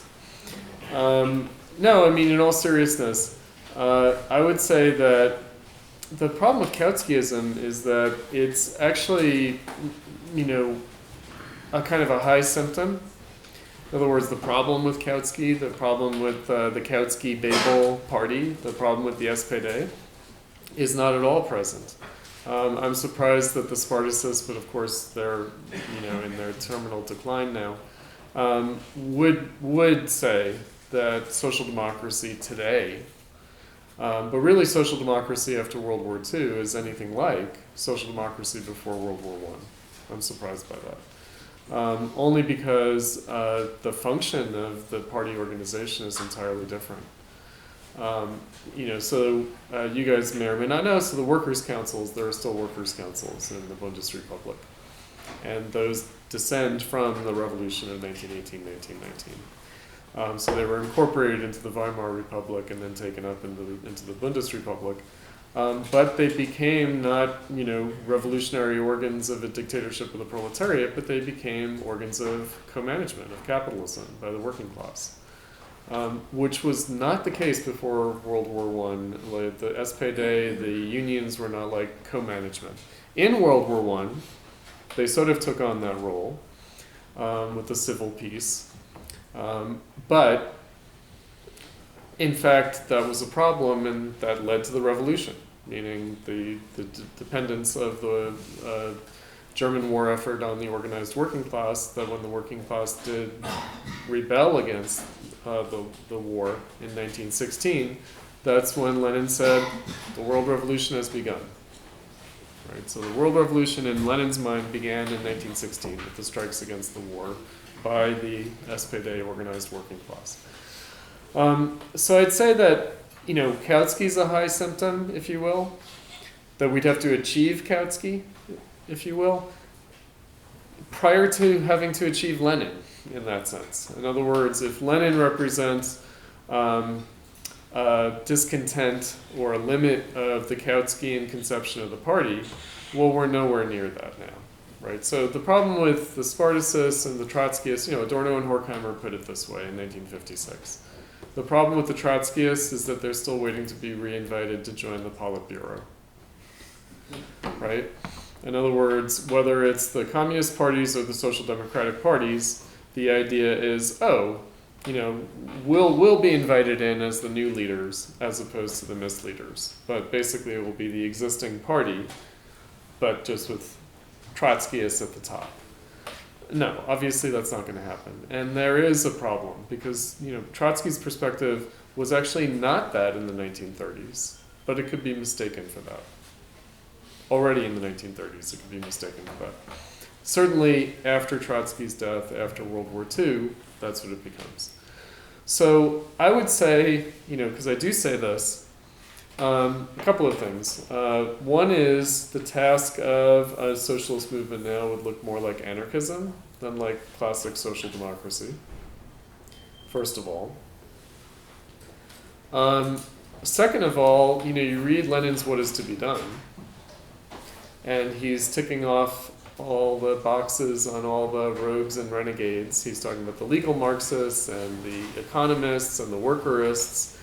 And when he's saying all these things about, oh, well, they're avoiding like challenging the state, et cetera, actually, that's where the movement would have to be now. In other words, the movement now would also be subject to all of Lenin's criticisms of legal Marxism, economism, workerism, liberalism. That's where we're at in terms of the actual conditions, the actual social and political conditions. So part of the problem with the neo-Kautskianism is that it was premature.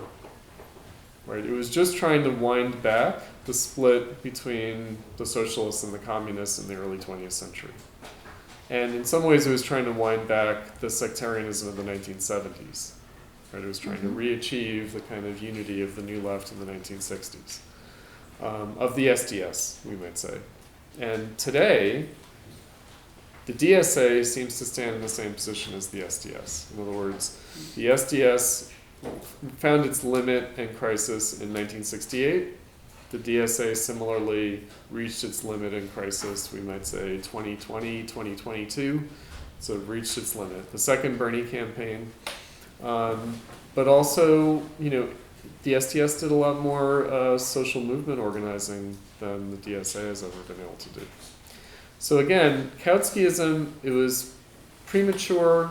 It was trying to unwind the historical clock back to a point, not really to a pre-1914 world, but more to a 1960s world, and indeed more to a Popular Front world of the 1930s.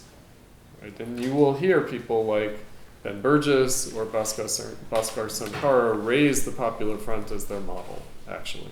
So even though they claim to be Kautskian, what they really are is Stalinist. What they really are is pop frontist. That's the truth of the matter. So it's only right that you'd get left Stalinism, Maoism, as a response to that. Right? That's what we're really looking at. So I would say that, I was always skeptical of the neo-Kautskyism. I was sympathetic to what was being reached for, but I also thought that there was a short circuit involved there, right? And again, someone like Mike McNair would say, there is a Labour Party in the UK. The problem with the Labour Party is that it signs on to the UK's constitution. The problem with the Labour Party is that it's not revolutionary. So the Labour Party should basically be what it is, except it should be revolutionary instead of part of the capitalist state. Very similar to what you're reporting about the Spartacists saying about the SPD. Right? So it's the problem of reformism. It's something that we talked about very early in Platypus, already in 2007 with the 3 Rs. Right? We don't have revolution. We don't even have reform. So we have resistance. That's what we have. Because we don't have, the criticism of reformism itself is premature today. Because we don't really have reformism. It's not like we have reformism as opposed to revolution.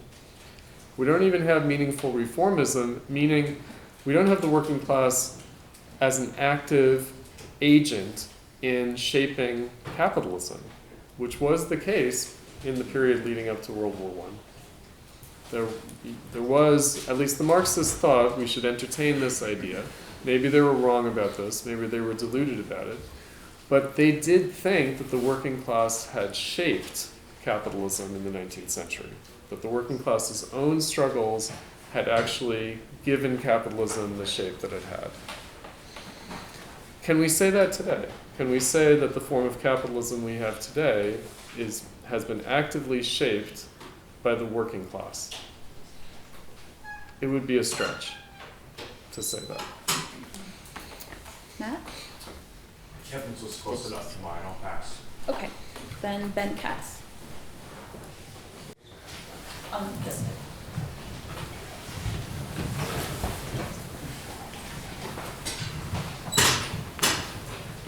Hi.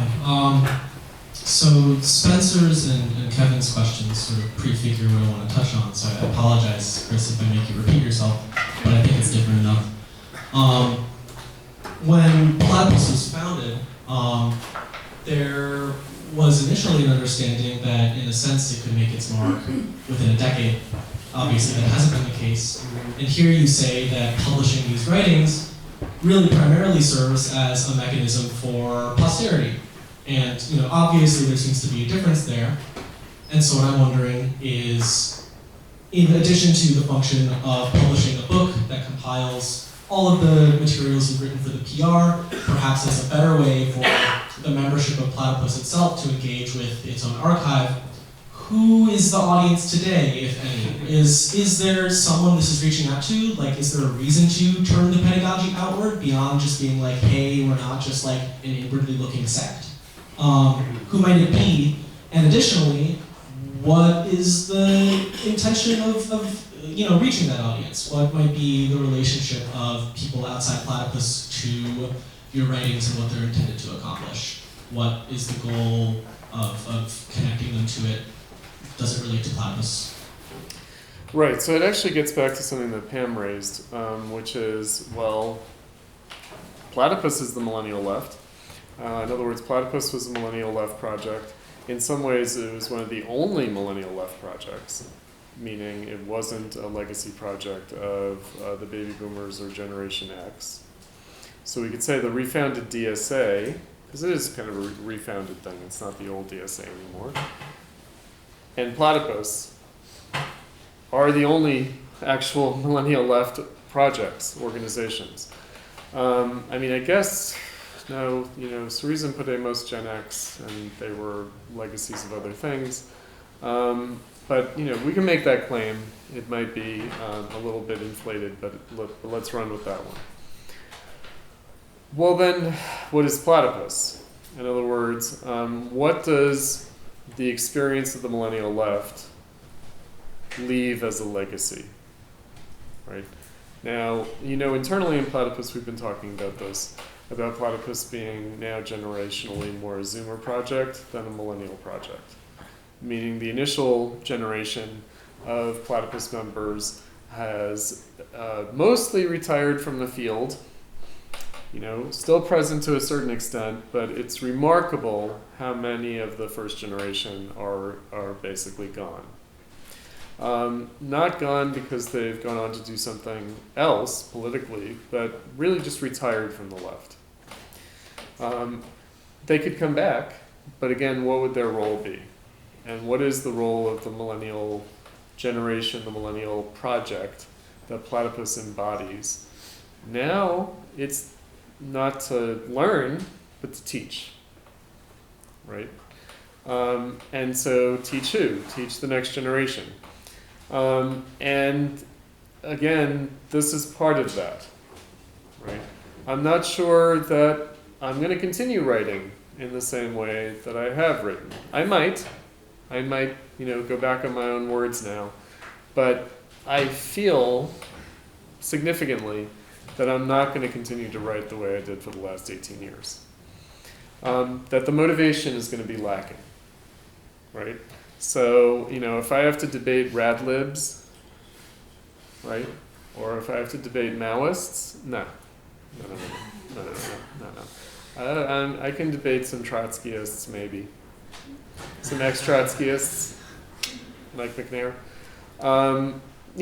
That's a dialogue that makes sense to me. But again, this cargo cult kind of thing, this kind of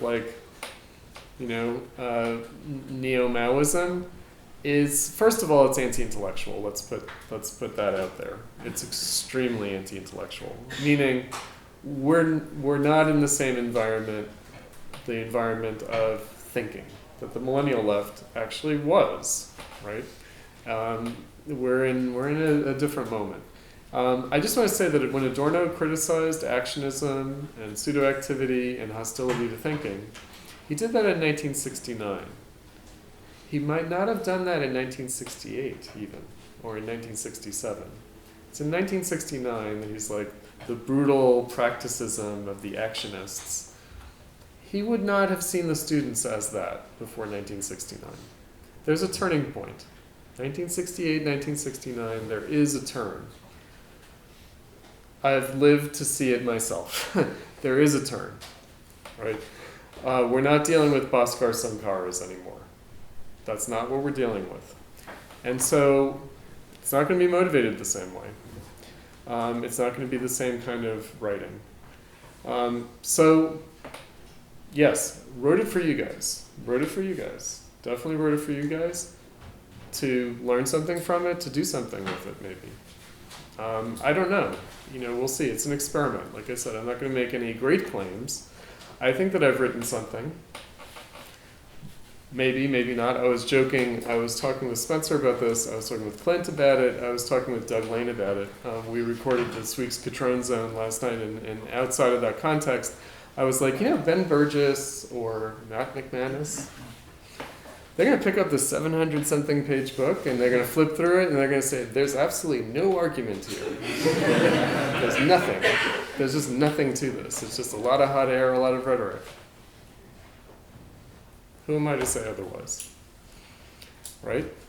That's for you guys to figure out. Ed?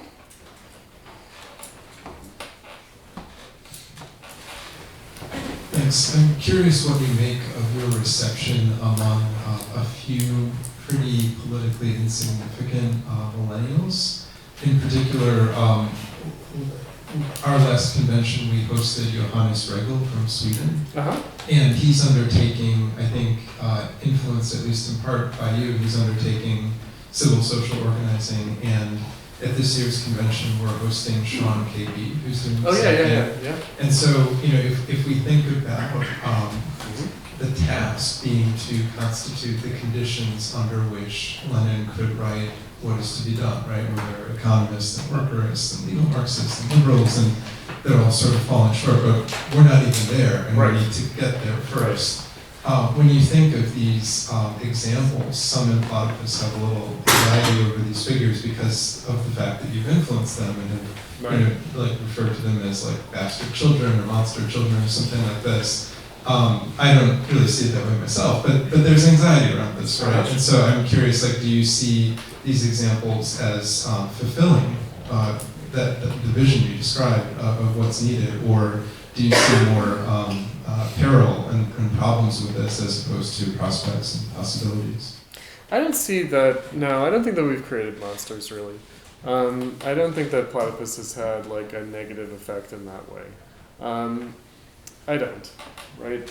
So I don't think that it's been dangerous. I mean, we were talking about Moish a little while ago, and some members of Platypus had first-hand experience with Moish with regard to this, taking the capital class here at the University of Chicago. And at a certain point, Moish pulled aside the Platypus students, and he harangued them. And he said, Chris Cutrone, he's a Leninist, and he's going to turn you into the Baader-Meinhof gang. He's going to turn you into the Red Army faction.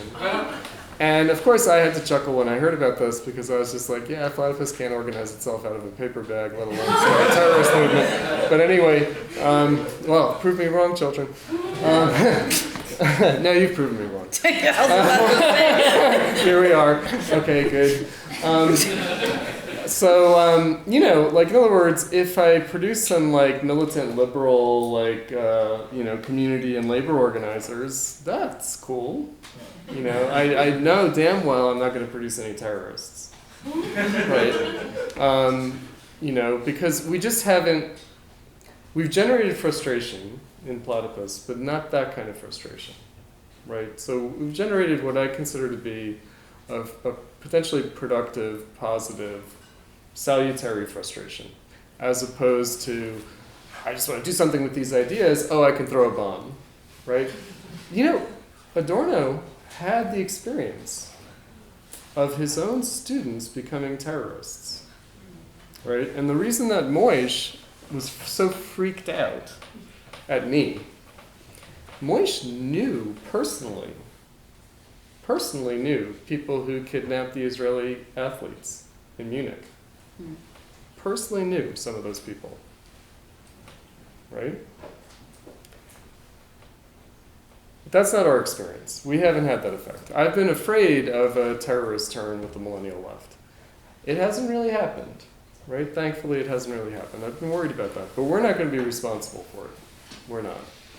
And so I can at least say that. So I don't think that we're creating monsters, no way. Right?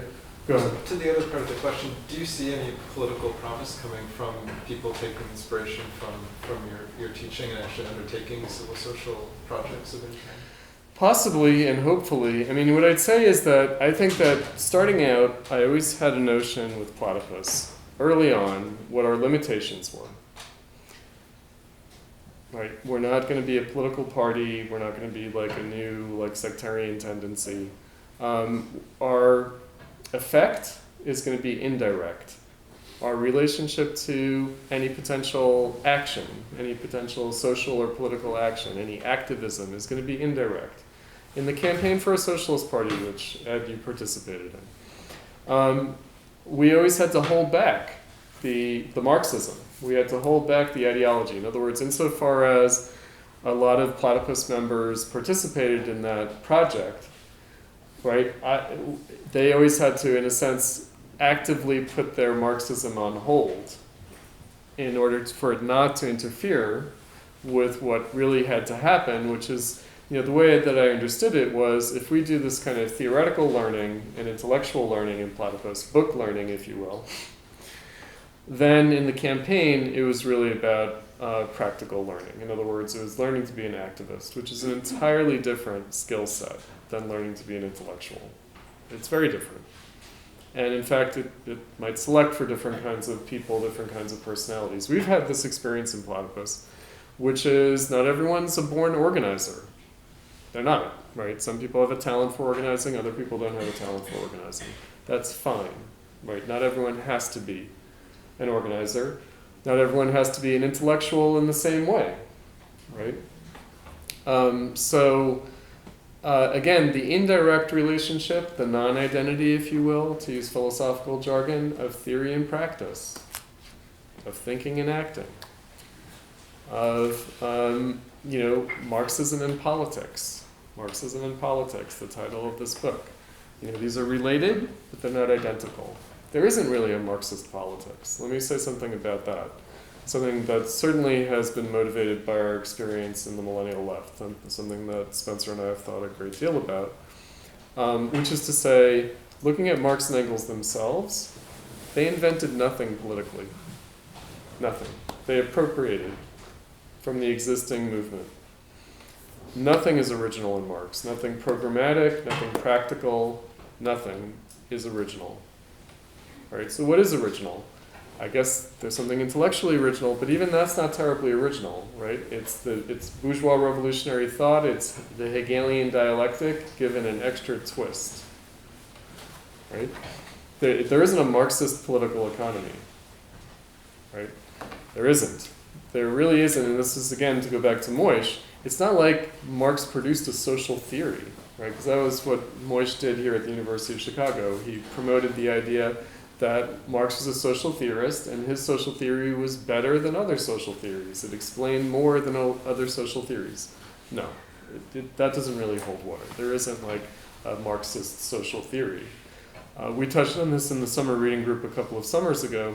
All of his theoretical categories, social relations, from Auguste Comte, right? He invented nothing, really nothing, especially in the realm of politics. There isn't like a Marxist politics. We've got two final questions, one from Ephraim and the last one from Clara.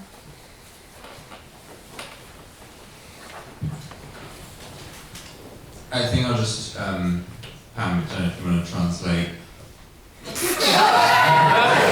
got it, don't worry. You're a British English speaker.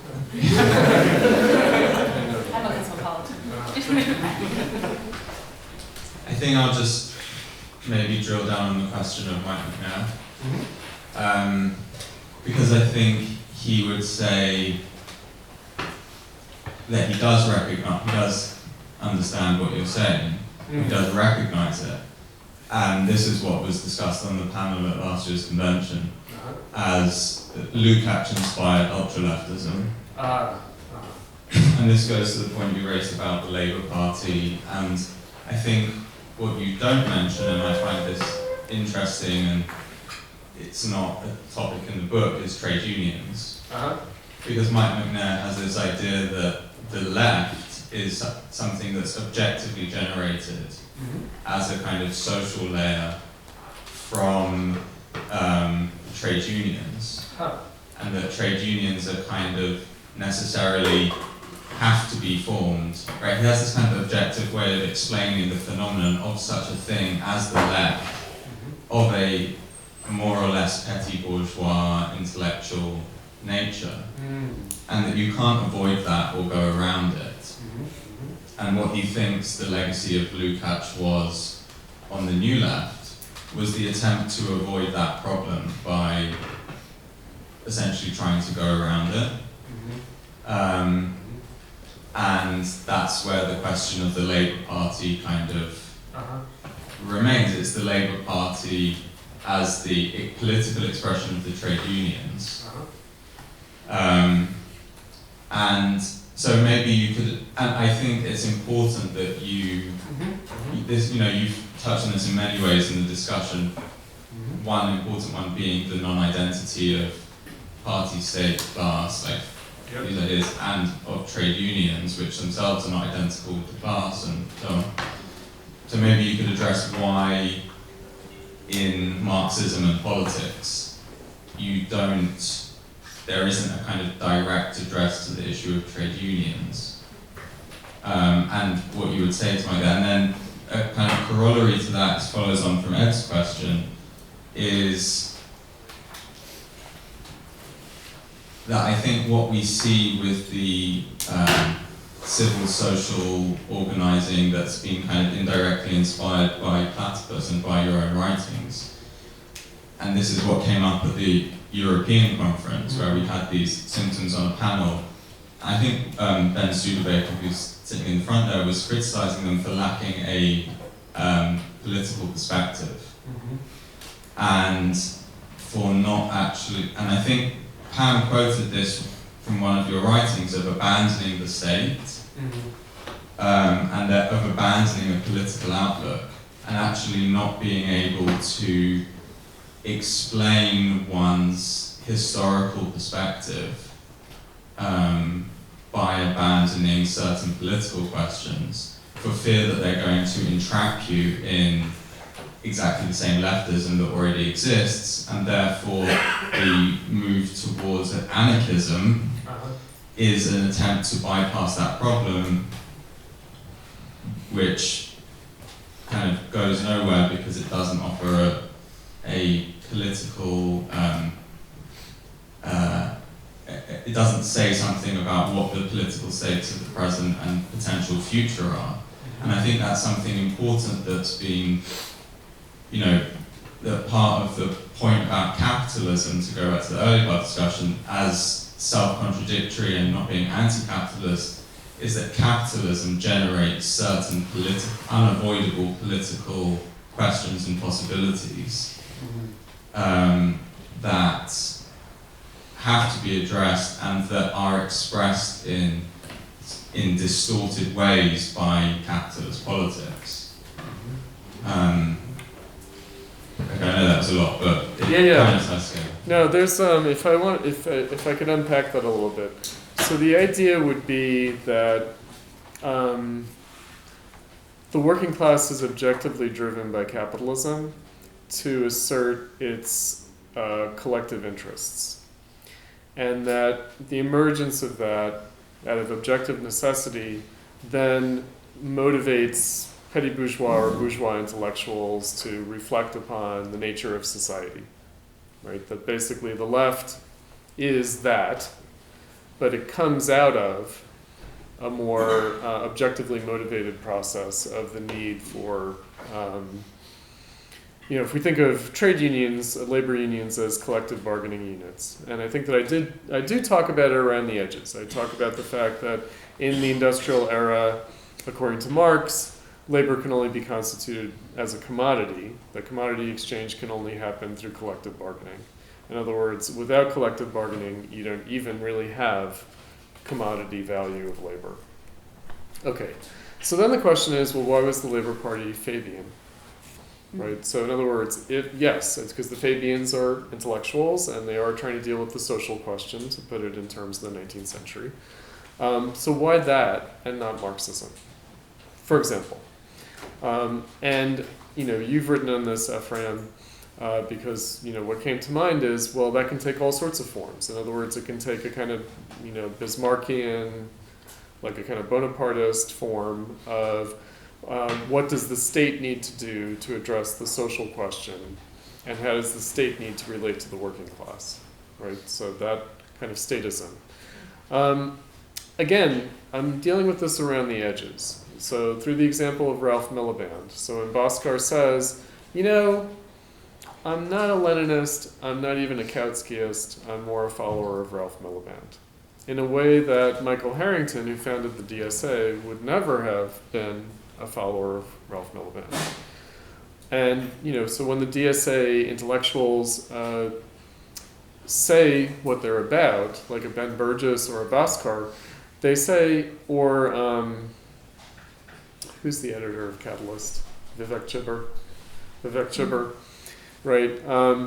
They will say, well, we can't go back to Lenin, we can't go back to Rosa Luxemburg, we can't go back to Kautsky, because they had this vision of replacing the state with the working class's own organization, and that we can't do that. The state is much more important now, and the working class participates in the state much more now than in the time of classical Marxism. I think we'd be hard-pressed to actually claim that, right? That's a mid-20th century view that actually has been undone by the neoliberal era. So I think that the idea that we're still living in an objectively collectivized, because this is the old-style traditional Marxism, that capitalism socializes, right? That the very activity of capitalism socializes and collectivizes society. I think that neoliberalism presents a challenge to that, right? So what we have is statism, but without the social question. Mm-hmm. So neoliberalism is not really privatization or marketization. It really isn't that. It is still statism, but it's statism without the social question. So again, anarchism, I'm not sort of promulgating anarchism as like the answer, but rather, what would the first tasks need to be, right? In other words, I'm afraid that we, skip over the civil social aspect of things and go immediately to the state aspect of things. So to go back to my long-standing debate with Adolf Reed. So Adolf, like Ralph Miliband, perhaps, thought that the state established a kind of a floor, a basic like social wage, that the public sector of the economy is too essential, and that basically capitalism meant undermining that, and socialism meant building upon that. Now that wasn't the way he saw things in the 1970s, right? That's a turn in his own thinking that came with Reagan and Thatcher's elections in 1979, 1980.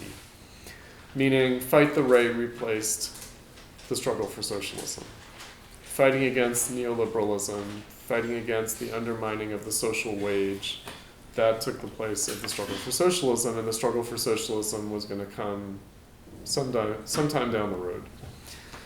So, again, what is that based on? It's based on the existing labor movement, why he had a Labor Party in the 90s, because he thought that the labor unions could be split from the Democratic Party.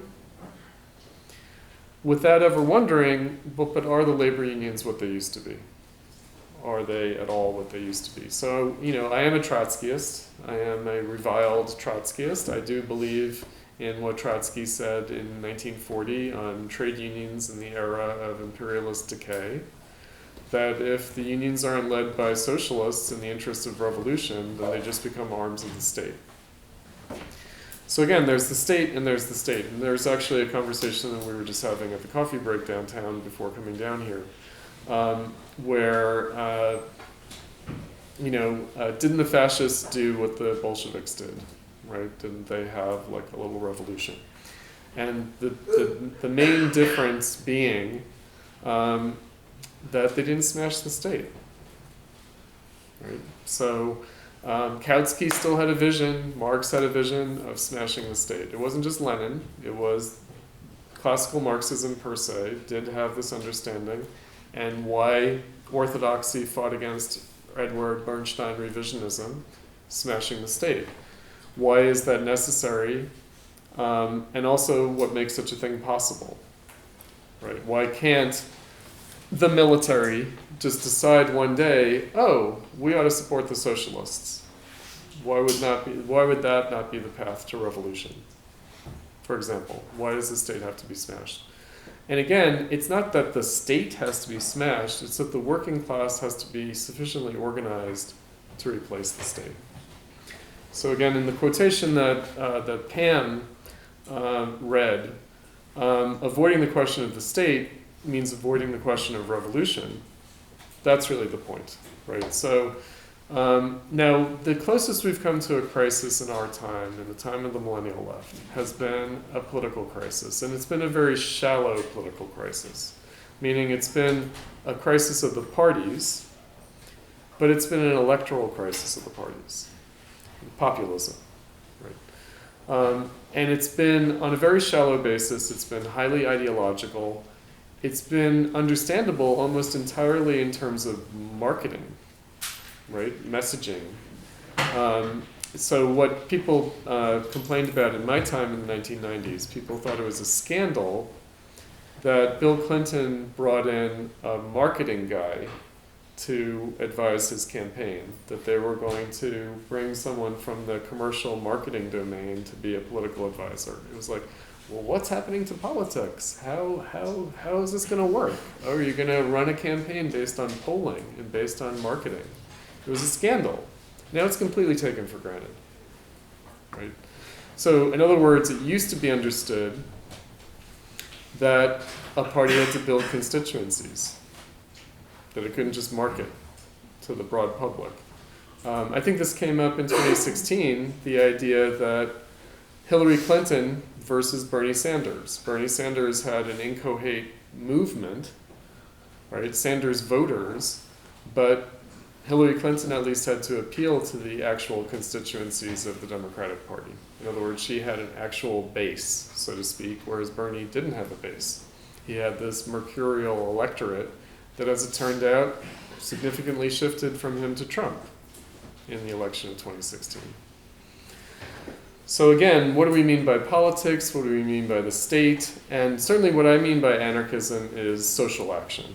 In other words, if Bakunin was right, let's say Bakunin was right, and despite everything, Marx and Engels were Lassallians, and they were not trying to establish the dictatorship of the proletariat, but the dictatorship over the proletariat through their statism, through their emphasis on political action. Maybe Bakunin was right. Maybe the anarchists are right. The anarchists are the guilty conscience of Marxism. They remain as the guilty conscience of Marxism. Remember what I always say in Platypus: admit everything, concede nothing.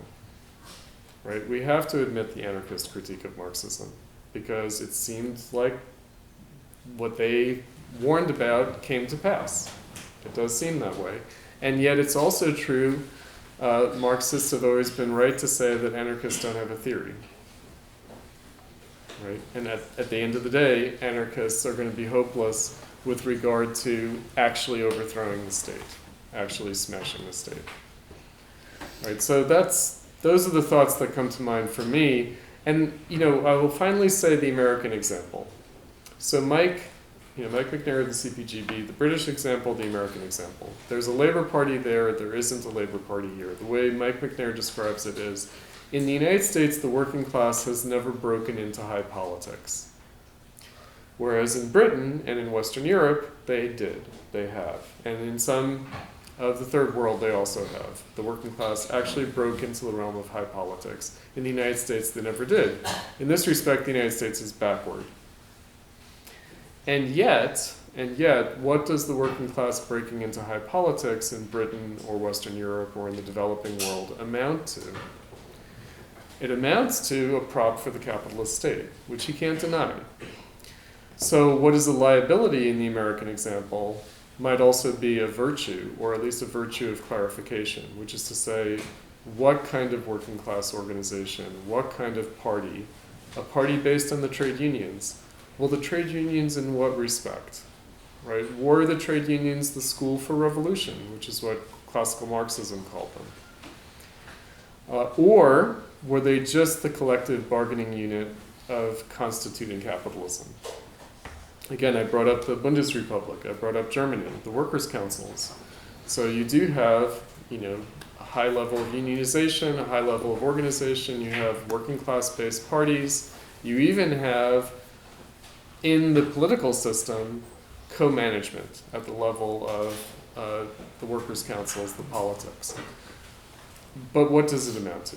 Is that the basis for socialism? Are the Spartacists correct? That we just have to replace Olaf Scholz with a member of the Spartacist League and then magic, it's socialism? No. Right? That's where, again, the anarchists might still have something to tell us.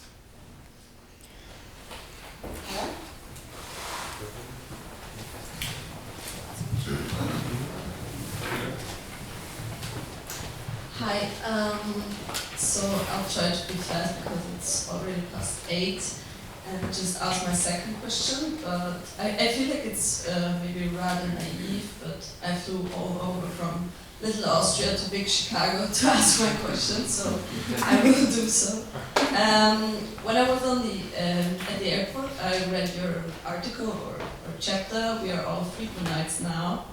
And currently I'm reading a lot of Keynes, like a lot. And you mentioned this like a few times briefly, but could you maybe like elaborate or also distinguish between tendencies towards Stalinism and tendencies towards Keynesianism in the left? Or, yeah. Right, so obviously, it's a longish article. It's about 4,000 words, but it's also a terribly short article. And so I can address some things there and I can't address other things there. So it's in the latest issue of the Platypus Review. It was written originally for Compact magazine, but it became this editorial fiasco, and so I had to withdraw it. So in terms of Keynesianism, so here's a little thought figure, a little gimmick of mine. We have to save Keynes from Keynesianism. We have to save Trotsky from Trotskyism. We have to save Foucault from Foucauldianism, for sure, because Foucault's a lot better than Judith Butler, right? We have to save Keynes from Keynesianism. We don't have to save Stalin from Stalinism. I don't even know what that means, because I would actually be tempted to say that Stalinism is better than Stalin, actually. But that's a different kind of problem. So really the point of my article is Friedman, Keynes, and then parenthetically Marx, right? Which is that these thinkers' ideas have been realized by half, in part, which means not at all, right? Meaning their ideas were taken up to justify the very opposite of what they were advocating, actually. The very opposite of what they were advocating, and that's a lesson. I don't know if it's a dialectical lesson, I don't know what it is. But it certainly is something. So the difference between Keynes and Keynesianism, and also the presuppositions of Keynes, the worldview of Keynes as a pre-World War I kind of guy, who is presupposing a cosmopolitan capitalism that gets destroyed in the 20th century. Not entirely, but it gets significantly destroyed in the 20th century. It becomes nationalistic in a way that he thought was abominable. He thought that it wasn't really possible because it actually isn't particularly possible, but he also thought any moves in that direction will be monstrous. And they have been, definitely. And yet, Keynesianism is associated with national statism economically, as opposed to neoliberalism, as opposed to Friedmanism. And so it's a little bit of an irony that Friedman is the sort of globalization guy, and Keynes is the nationalist guy, right? And yet that is actually the tell, if you will, about Keynesianism. Now, there's a complicated story there, because on the one hand it's nationalism, on the other hand it really isn't, meaning the United States was trying to rebuild the world as a world, right? The United States was not just saying, okay, you little countries, go do your own thing. No. And obviously the United States didn't produce that. The United States produced an American global economy, it did. And that's still the case, and it's going to be the case until World War III, which we should hope is not going to happen. And even then it might remain the case. So that's really the point is, again, you're going to find it in Keynes's writings, like the economic consequences of the war, but you're also not going to find it in his writings, in the same way that you're not going to find a lot of Friedman in Friedman's own writings. And so rather you're going to have to glean the presuppositions of Keynes and of Friedman that they never have to state, because they completely take it for granted. And that's where, it turned out, so I was invited to write on the Jennifer Burns biography of Friedman, and I was like, okay, I don't know what this is going to be like, because she had previously written a biography of Ayn Rand, which I did not read.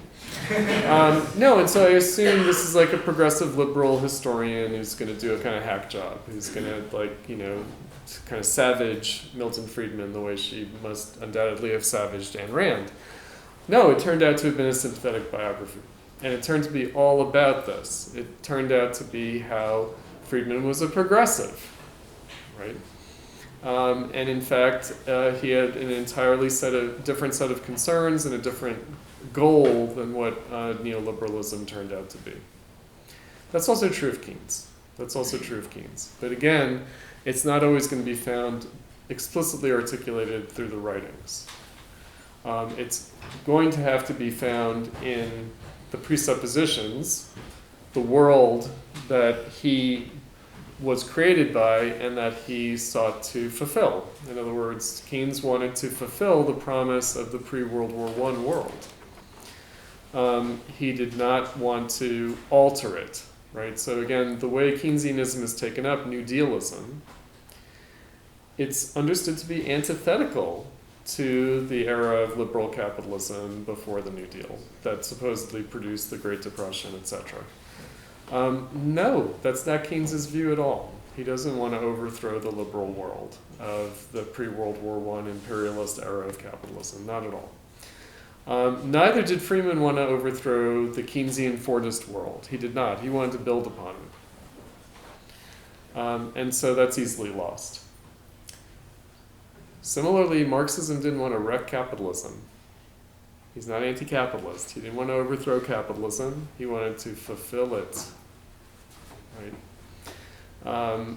Which turns out to be a very different question than anything Keynes and Friedman contemplated. In other words, they really are kind of policy people, and they are economists, although they also are political economists, meaning they are social philosophers. They're not just number crunchers by any means. I think that Mike McNair wrote an article about Keynes where he's like, I'm reading Keynes and it's totally incoherent. And I'm like, yeah, I bet it is, because everything to Mike McNair is incoherent, meaning Hegel's incoherent, Marx is incoherent. Remember that Mike McNair's big criticism of Platypus is that we're trying to render Marx and Marxism coherent. But that's impossible, it's just not there, right? In this respect, yes, and it's hijacked to these rather shallow policy debates and also an even shallower politics. So that's one of the other things that I talk about in the essay, which is, you have to actually mobilize an electorate to implement a policy. Does the electorate know what it's voting for? Do the politicians even understand the policy that they're trying to implement? No. Right? It's a peculiarity. So again, why not be the person? I've done everything else. Why shouldn't I go down as the last defender of Milton Friedman?